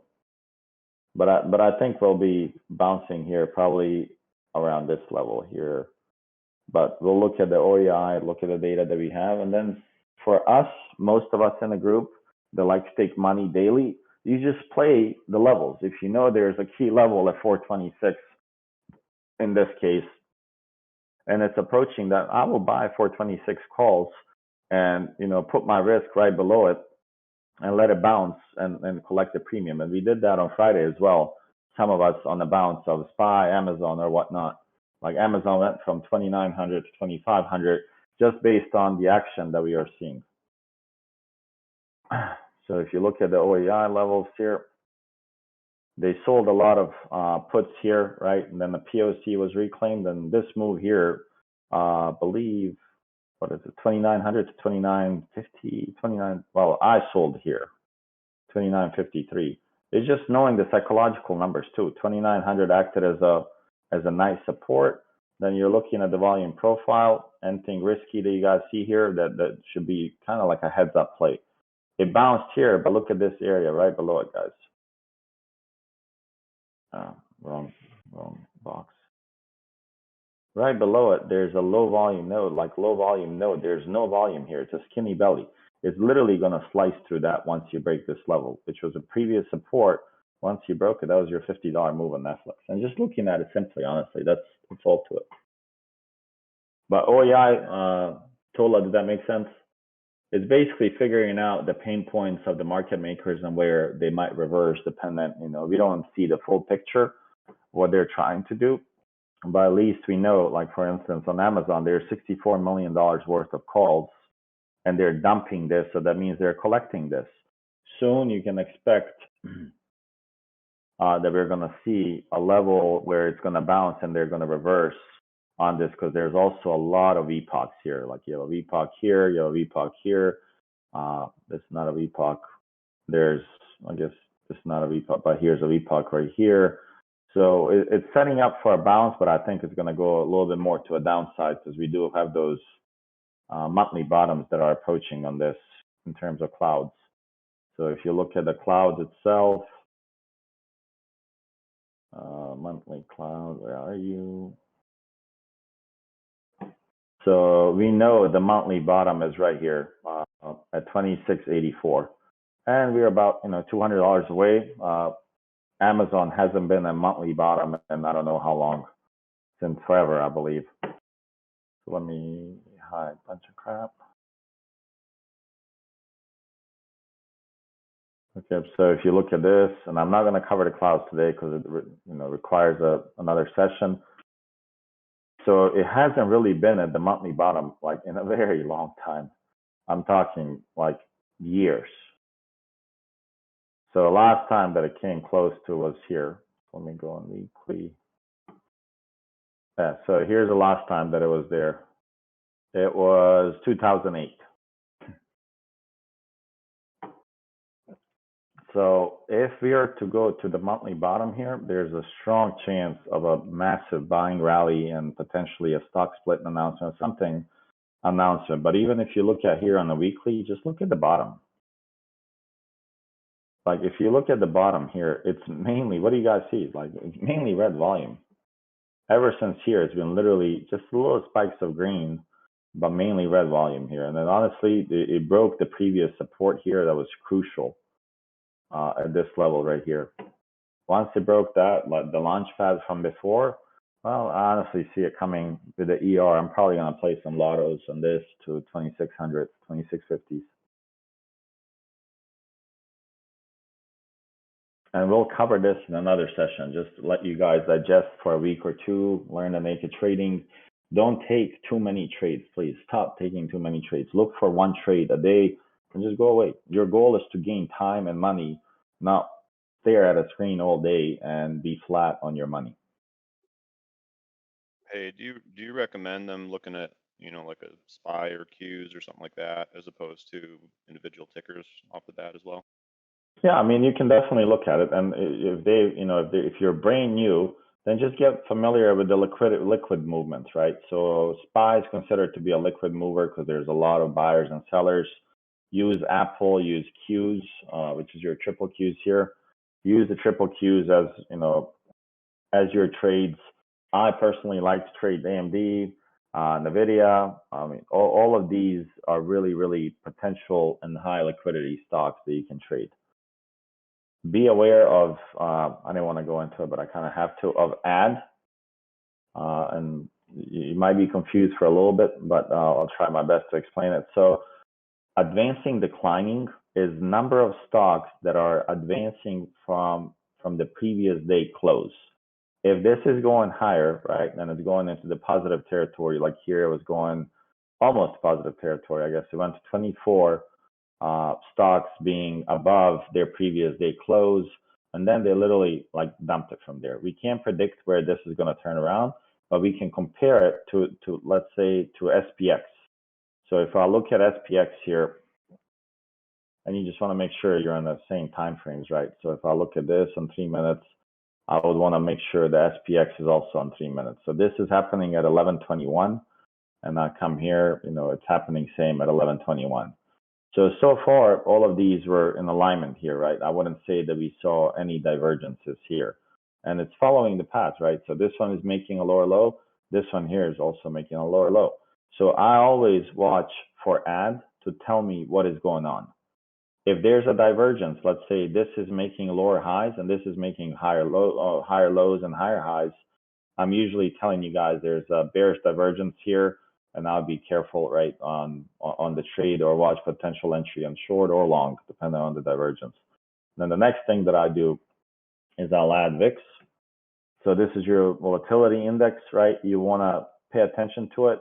There's certain levels, if you kind of look at it on a daily, that you want to pay attention to, right? So previous level here of resistance in December was around 25. So that's a level that you want to be aware of, right? If we break this level 25, there's probably going to be more downside. We go to 30 or so, because that's been kind of like the bottleneck for it before. If we're kind of here, we had the levels from previous week. I think it was 19.5. We had 17 or 18. You pay attention if VIX is making higher highs, if AD's making higher highs, or how does it compare to your S&P? If you're seeing divergences, then you just basically play those to your advantage, and you're able to get better entries in shorting. But you do need a confirmation, whether it's a trend line, if you're using orbs, right? Use them with confluence points so you can take the trade. Let me just take away this piece. Okay, how many of you are confused? Okay, Busy, what are you confused about? Anyone else on the call? Well, overwhelmed, yes. So yes, I'm sure you're overwhelmed. And what I asked you to do is not to be overwhelmed and to literally make your chart look like this. For a couple of days, just understand the price action of everything that's going on, right? So here, pay attention to your initial balance high, initial balance low. Identify the days for first couple of days. Know what type of days we're having, right? If this was the open here at 9:30, I guess, let me see, where was it? So this was the open at 9:30. Know what type of days you're having, and then basically look for the lower highs, your patterns, and eventually, as you get more comfortable, and if this is working, then we're just going to keep doing what's working. Don't change what's broken. If you get, you need more confirmation for your entries, you're scared, then add the orbs to your mix and look for the 3 confluence points. You'll find those 3 confluence points as you get better. You might not need 3 confluence points. Maybe it's just 1 or 2. Maybe you're just doing the price action right here, and you're looking for the breaks of lower lows or lower highs, and you short based on that. But don't try to. I'm giving you a lot of information. Don't try to incorporate all of that at once. I'm just giving you everything that I know, and then you're going to formulate as you get a little bit better. You're going to formulate your own strategy, your own rules, because you can't trade the same way I trade. Your goal is not to replicate, but it's to pick pieces of everything that I'm giving you and eventually find what works for you. What is Busy style? Instead of what's Shorty style, I'm giving you what I trade and how I trade and how I look at it. Eventually, you're going to have to build your own style of trading, and that's going to make you more successful than repeating what I do. Does that make sense for everyone? My goal is not to make you identical trader like myself. The goal is to give you the knowledge, and you trade based on that, what you're building, what you know. But that doesn't mean, don't go having 1,000 indicators. Guys, there's only 3 indicators on this orbs here. You have the orbs, which are your targets, and then you have the VWAP and a trend bar. That's minimalistic. If you look at other people's indicators, they add a bunch of bottom, lower level studies. They add a bunch of dots or whatever the hell they're called, EMAs. I don't use any EMAs. You're welcome to use them. I'm not saying they're wrong, but I just don't use them. They're lagging indicators. I'd rather use something that's more related to the price and volume. So start with the naked chart. For everyone that's brand new, everybody that's been losing money in let's call it, you pretend you know something. Trust me, in the market, I don't know anything yet. They're still learning for me, learning for everyone. Our goal is to trade as simply as possible. So if you can understand charts like this, read about patterns, and I think somebody posted a nice chart, and I have it also in the guide, where you can recognize the patterns, you can recognize the price action, right? And in this trading view, there's something called double zigzag. If you're not familiar with drawing these, this will give you your 1 minute higher highs, lower highs. So that way you can basically tell, oh, okay, this is the lower low. If you break this, then I'll go short. Because you already have the lower highs, that means it's a bearish trend. That means that you get in. You have triggers many ways, right? So if I was to look at this personally, yeah, sure, you can trigger off of the lines, right, of what we draw when we connect in this case, higher lows. This could be your trigger here, or I want to trigger it based on this one. So the difference, this little candle that has right there is the risk. Risk for bounce if you enter short. So for me, would I wait and get in? I'd probably wait to get in on break of right here. In this case scenario, because I'm looking at the risk and the reward, and I'm like, man, I'm 433.35, 433.5. I'll probably wait for this entry and kind of go in. I'll put my stop loss right here above where we consolidated previously and just play it. And then you see here, you have almost like an inverse hammer here or a hammer, and you see the break here, and then that kind of continues making lower lows. Here's your break of another lower low right here. So it breaks your lower low here, breaks it, and then it continues. It maybe gives you another bear flag. I mean, there's so many ways you can trade it. Here's a bear flag, broke it. Here's a consolidation. If you wanted to take it long, you had the opportunity to do it right here. This was your consolidation right here. You guys see it? So here's your zone. It's consolidating. Once you break this, you can go long. It's fairly simple. 446 to 417. You probably could have made decent money. Then you extend it all the way here, and you see that zone is fairly relevant again. It comes back, and then it goes about 25 points. Start with an empty chart like this. You don't need a single indicator. Understand the price action, understand the lower highs, higher lows, and then, you know, lower highs, lower lows, recognize them. Okay. Any questions so far on any of this? Anything that we can add maybe in the next class to help you guys understand it better? I know one thing you said one night, Shorty, to me that resonated, that might help people is, you know, some of these moves happen at the end of the day and a lot of our buying power is gone. So I've been trying to wait to have a little bit of buying power at the end of the day, and it's helped a lot this past week. Yep. And I usually tell you is that lately the moves have been happening, majority of the moves have been happening towards the end of the day, right? Usually around 2 o'clock to the 4 o'clock, you'll get the move that you're waiting for. And then, you know, if you're jumping in the trades in the morning and you're like, oh my God, this wasn't a good trade, stop. Like, do not trade. Set your own rule and don't break it. Don't trade till, let's say, 2 o'clock every day. And test your patience, test yourself to see if you can do that. I have a mental stop loss. I mean, sometimes when I'm heavy on contracts, I'll put a stop loss. Usually I have a mental stop loss on the levels. That's because the market makers see when I enter a stop loss and they will literally dump it where I have it just to get me out. So I wait and I play it off of mental stop losses. If you're new, maybe you can use the, you know, OCO brackets or whatnot. But yeah, I only trade weeklies unless it's Friday, like what we did on JD, TKL. We played the weeklies. I think we played 75, if I recall. We played 75 puts weeklies, and then we played 70 puts for next week. And I think both of them, well, you know, they went over 100%. But the idea is the zero DTEs will be paying a little bit more than the weeklies. And then once they accelerate, the weeklies will pay more as well. So I usually play, you know, if it's Monday, I play weeklies. I will not swing weeklies. Yeah, my rule is that I do not swing weekly contracts. You're welcome to swing it, but you better be right. You're really literally gambling if you're doing it, but you know, it's your money. You do whatever is best for you, but I suggest that you be cautious of swinging weekly contracts unless you're hedging or whatnot. Okay. What other questions you guys got? Anyone? Good. Slabby is one of the guys that I've been coaching up for some time now, and I think he's been green lately. Options review, that's fairly easy. I usually play close in the money. I don't swing weeklies, brother. That's what I'm saying. There's nothing to explain. I do not swing weeklies. No, I'm not going to explain that. I do not swing weeklies. I only day trade weeklies. I do not swing weeklies at all. Yep, I mean, the gap risk, and if you're, oh, what the term means.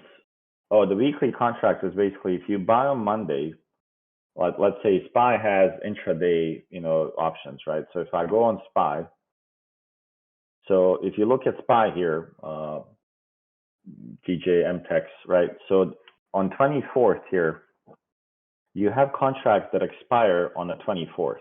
So if I'm playing the 0 DT, meaning 0 days expiration contract on these, you really can't swing this because if you're on any platform, if you don't have the cash to support a bind, each contract is 100 shares, up or down. So if I'm playing the 24th expiration, that means this contract is going to expire on Monday. If I'm playing the weeklies, that would be the January 28th. So if I go to January 28th, and you see here, if I play these are the weekly contracts. These are the weekly contracts. And usually if I'm playing these, let's say I buy them on Monday, I will not play these on Monday if I'm trading SPY. I will play the 24th just to make sure that, they're cheaper, because here, you see the inflated price on calls, a little bit less on puts. So it seems like they're trying to switch a little bit, right, on the price action that's been happening. So for me, on the weeklies, I do not swing these. I will swing a little bit more than 4 weeks. Definitely not, Shinobi. I will definitely not trade. I don't buy blind, guys. I'm not going to give my money to somebody and I don't know what happens. I will not buy orders till I see a setup, till I see something that's in my favor and my probable setup. And for a lot of you guys, if you're, not familiar with the zero DTs, don't trade them, because on zero DTs, people get excited. They're up 100% and they don't take the profits. And then the next 10 minutes, they go negative 50%. So if you don't have the discipline to take your 10%, do not mess around with the weeklies, or especially zero DTs like these. You have to take your profits or they will take it away from you. Yeah, and I only, zero DTs, 10, 20%. If you get a runner, 30, 40s, you take that profit and you put it in your pocket and you move on. I showed you that, the compounding. So hopefully people are, you got to start believing in it. If you want to start, with the 1K challenge that we did, it's not late. Like if you do this, and let's say you're doing it, let's see, you're doing it, let's see, let's do it for 3 years. You apply the same concept for 3 years.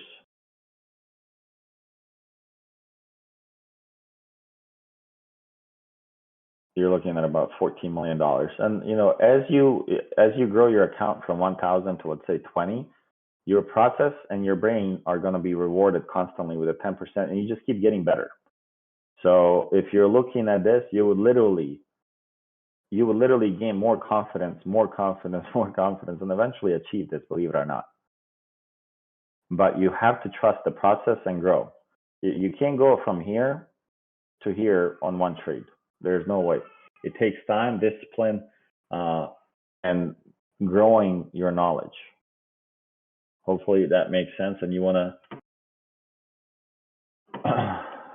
to put that in your head that you're going to be doing this and taking profits quickly. Yes, this is 1% gain for 3 years, and we are at 1,600%. We are at $1,600 on our 1K. So in 6 days, we achieved 2 months. So for me personally, like at the account, I'm not going to take risky trades. From now, I'm getting into 2,200s. Probably within 3 weeks, we'll be somewhere. 4 or 5 weeks, we'll be here. At 15 grand from there. Yeah.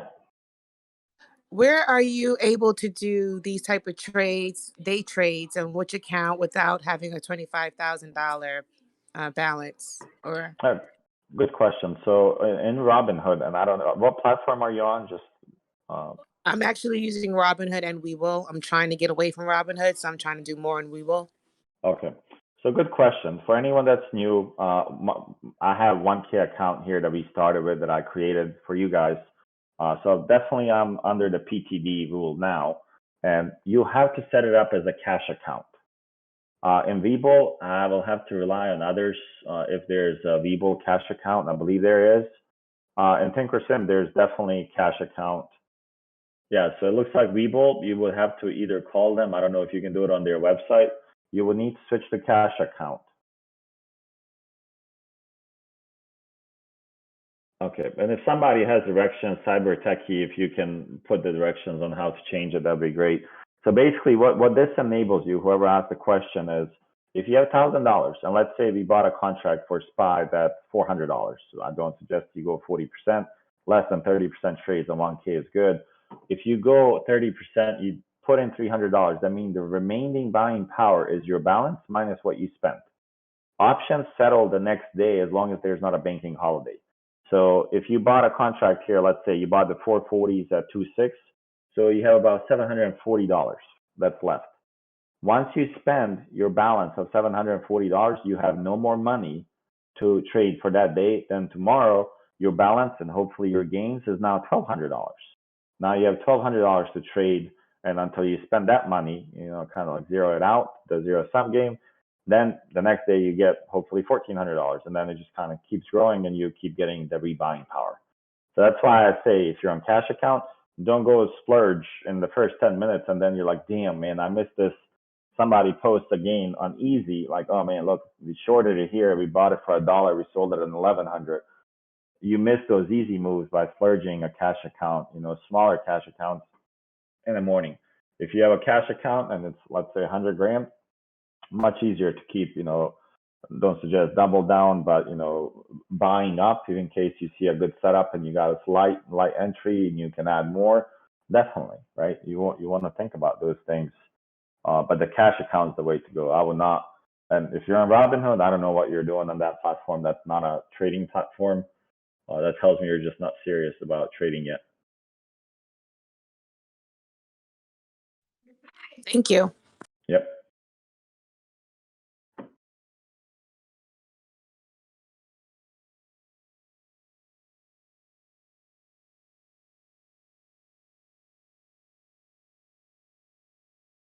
Okay, so can you go back to what you mostly use on toss orb setting? I know there are a lot of things, but it looks like you have VWAP. It's the same thing. It's the same thing as what you guys are using here.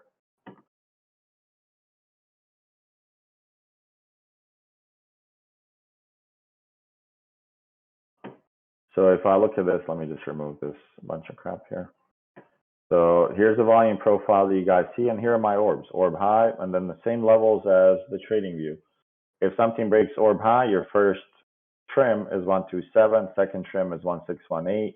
Then you have the daily pivots, which are also shown for you guys in trading view. You have the pivots, you have the weekly pivots, and then you'll find the monthly pivot. In this case, you probably have to switch to something like 30 minutes, and it's right here at 450. So the pivots are also used as confluence points, and then you kind of start putting things together and recognizing, oh, I have a pivot here, resistance or support. If I take it here, it's a better risk reward for me than whatnot. But yeah, same setup. Here's my trend bar. Here's my VWAP. This maybe just slightly different color. Here are my pivot orbs, orb high, orb 50, orb low. So it's same concept as this right here. Shorty, do you plan on doing watch list review tonight? Yeah. Sweet. Yeah. I did have a question. On TradingView, you had the VWAP where it was just the VWAP. Do we have that indicator shared in the TradingView resources? Because I didn't see it. Like individual one? No, I don't. No, we didn't publish it, but we can publish it. Yeah. We published it with all of it together, but yeah, we can publish it as an individual. We'll get sequence. Yeah, that'd be sweet. We'll give sequence some work. Has sequence finished those lines just on the cloud yet? No, he tested it. Yeah, we had a fun time last night again. Yeah. He didn't finish it yet, but we'll get on it. We'll get it. I think it'll be much cleaner to have it like as a single line. As a level, kind of avoid the confusion and a bunch of crap on the charts. Okay, so if you got anything out of this, class, 5 minutes, do not take trades, let it settle. Take everything for the first couple of days till you get familiar. Take everything off your charts, literally everything off. Then have another screen where you have, the orbs plus your regular trading, and then just kind of start plotting your levels, right? So you have, ascending triangles, you have the bottom, you keep connecting them, and then start playing small, right? Find some stocks that are, cheaper contracts. Like if you look at PLTR, you look at Fubo, if you look at some smaller companies, right, that are optionable, you play those smaller contracts, right? You have Ford contracts are super cheap. NEO contracts are fairly cheap. You find those smaller cap trades, and you basically trade that. How do you take everything off a toss? So if you go in the toss right here and you click on studies, you basically just remove all of this. You hit XXXX, or under settings, there's a little show studies here. If you click this little pop-up here, display the settings under style menu, that's what I do. If I click style, let me enable it here. So if you click this show studies, now it's enabled. And I click on style, there's this show studies, and it just removes them all. So that's how you take it off. And you guys with the 901, you guys are funny.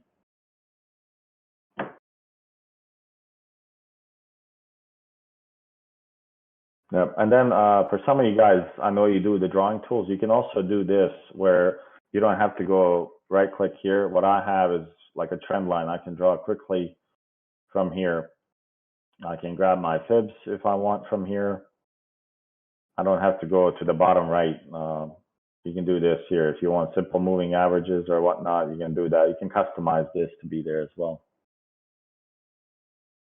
Can you grab with the drawing tool as opposed to using the hand? I always have to switch to the hand all the time. You're talking about this? Yeah, not using that. It seems like you get around with not having to use that. Oh, I don't use this at all, honestly. I barely use it. I use auto zoom, right click here. I auto zoom and then I, have this here that I'm using, whether it's the price levels. So I don't really use like the bottom section at all. And then, if I zoom in somewhere where I shouldn't have, just auto zoom quickly and then come back to it. Gotcha. Yeah. And then we did some active trader setups. And you guys, when I trade live, I do trade with my active trader. So you guys will see me here. For instance, JD here, we're swinging one. For me, the setup is fairly quick. I have it on FlexGrid too. So I have my watch list linked to a watch list for options. I preload my options here. And I think Catching Rockets just gave you guys a video so you guys can watch that to set it up the same way. A lot of you guys, when you first joined, you guys would go on trade. You would click here and then you would click buy one order. And by the time you do that, Shorty's probably out 5 times in the same position that you guys are in. So what I would do is I would, let's say I'm on trade SPY calls, or let's say put 430s on Monday. If I was to do that, I would load these up. I'll remove these weeklies here that are not that one, this one. I'll remove some of these. Let's say Amazon. So I will keep these. And let's say I click on this SPY here and you see my watch list is linked with the little number 2. I linked my active trader here with number 2, and there's no chart here. If you want a chart, you can also enable a chart here and they'll chart the option for you. I don't have it. I just want to see this. And then I'm basically on the left side, you put the bids, and you can customize the increments here on what you want. So this one is kind of more tailored towards the 1K challenge now, 2, 6, and increments of 1. And basically, if I wanted to buy something, if you click the auto send, it will just send the order to go through without any confirmations. So that's how I'm able to kind of quickly place a bid here. One contract, I'll buy the market. And then as it's going up, it's telling me also the profits right here. I can see, and it's not like important that you have it. But here, I have it where I'm literally, if I had 3 contracts on JB, I trimmed 2, I kept 1, which is basically risk-free now, and it will tell you your fill. So our fill on this one was 61 cents. Right now, the contract is at $1.25, and you can even see what is the all-time high of this contract by just clicking on the chart. So if I go here,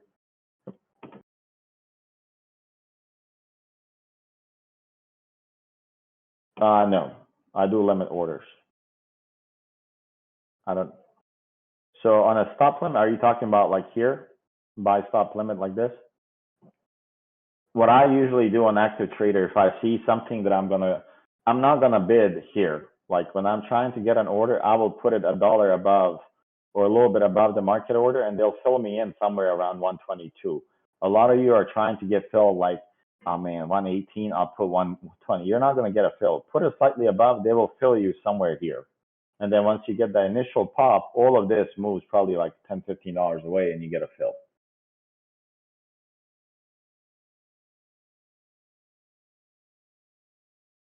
Yep.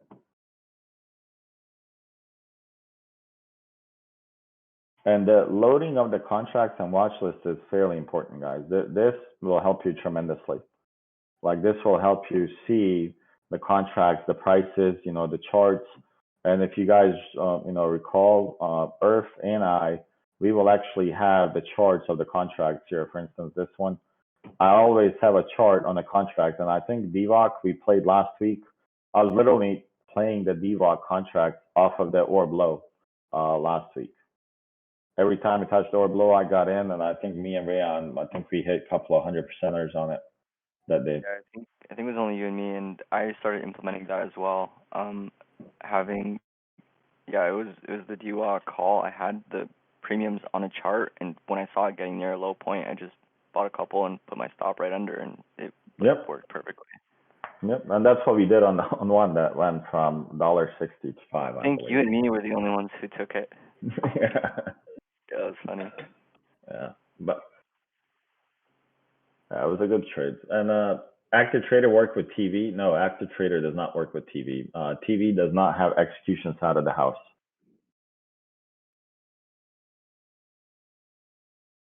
Okay. What other questions you guys got? Hopefully you guys got something out of the class today to help you, whether you're new or old, to reiterate at least the trading style. Take everything off your charts, not trade the first 5 minutes. I suggest that you read what we posted on the rules of the volume profile. There's a couple of books that you guys should read. There's a volume profile by Dale. I do strongly suggest that you read that one at least 5 times. Trading in the Zone, Psychology of Traders is really, really, really important. And some of you guys that got the book and started reading, I'm pretty sure you guys can attest to how important the psychology of this is rather than just the technicals. It's your emotional state. It's, panicking and, being too excited, not knowing the levels, getting out early, letting the losers run more. All of those things can be established once you have the rules and guides about your trading and you follow and you don't show any emotions. All right, perfect, guys. I think I don't want to cover more. I think we want to see how you guys do and how you kind of perceive the market, where you would take trades. If you take trades, I do suggest that you log the trades. I will, as mentioned last week, I will randomly pick 10 people and kind of see their log entries and see what kind of trades they took. What did they use? Was it hope or was it a setup? And why did it fail? What was their stop loss? What were their targets? So you can expect if I reach out to you that I ask you for your log of your entries, that you send it, which would have your ticker, your option, description of the entry and the setup. Was it a wedge, orb high, confluence point with the VWAP trend bar? It's good that you take notes and you log your entries, because I promise that will make you a lot more confident and you'll find what works and you would just repeat that.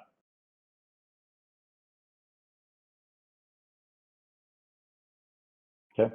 All right, guys. Well, thank you for joining, and hopefully we'll kill it this week as well and see what the market brings. Now I'll be looking to see what time I can do the watch list tonight. So I'll send you guys an announcement as I look into it, because my son also has fever, so I have to kind of attend him a little bit. All right, guys. Thank you. Have a good day.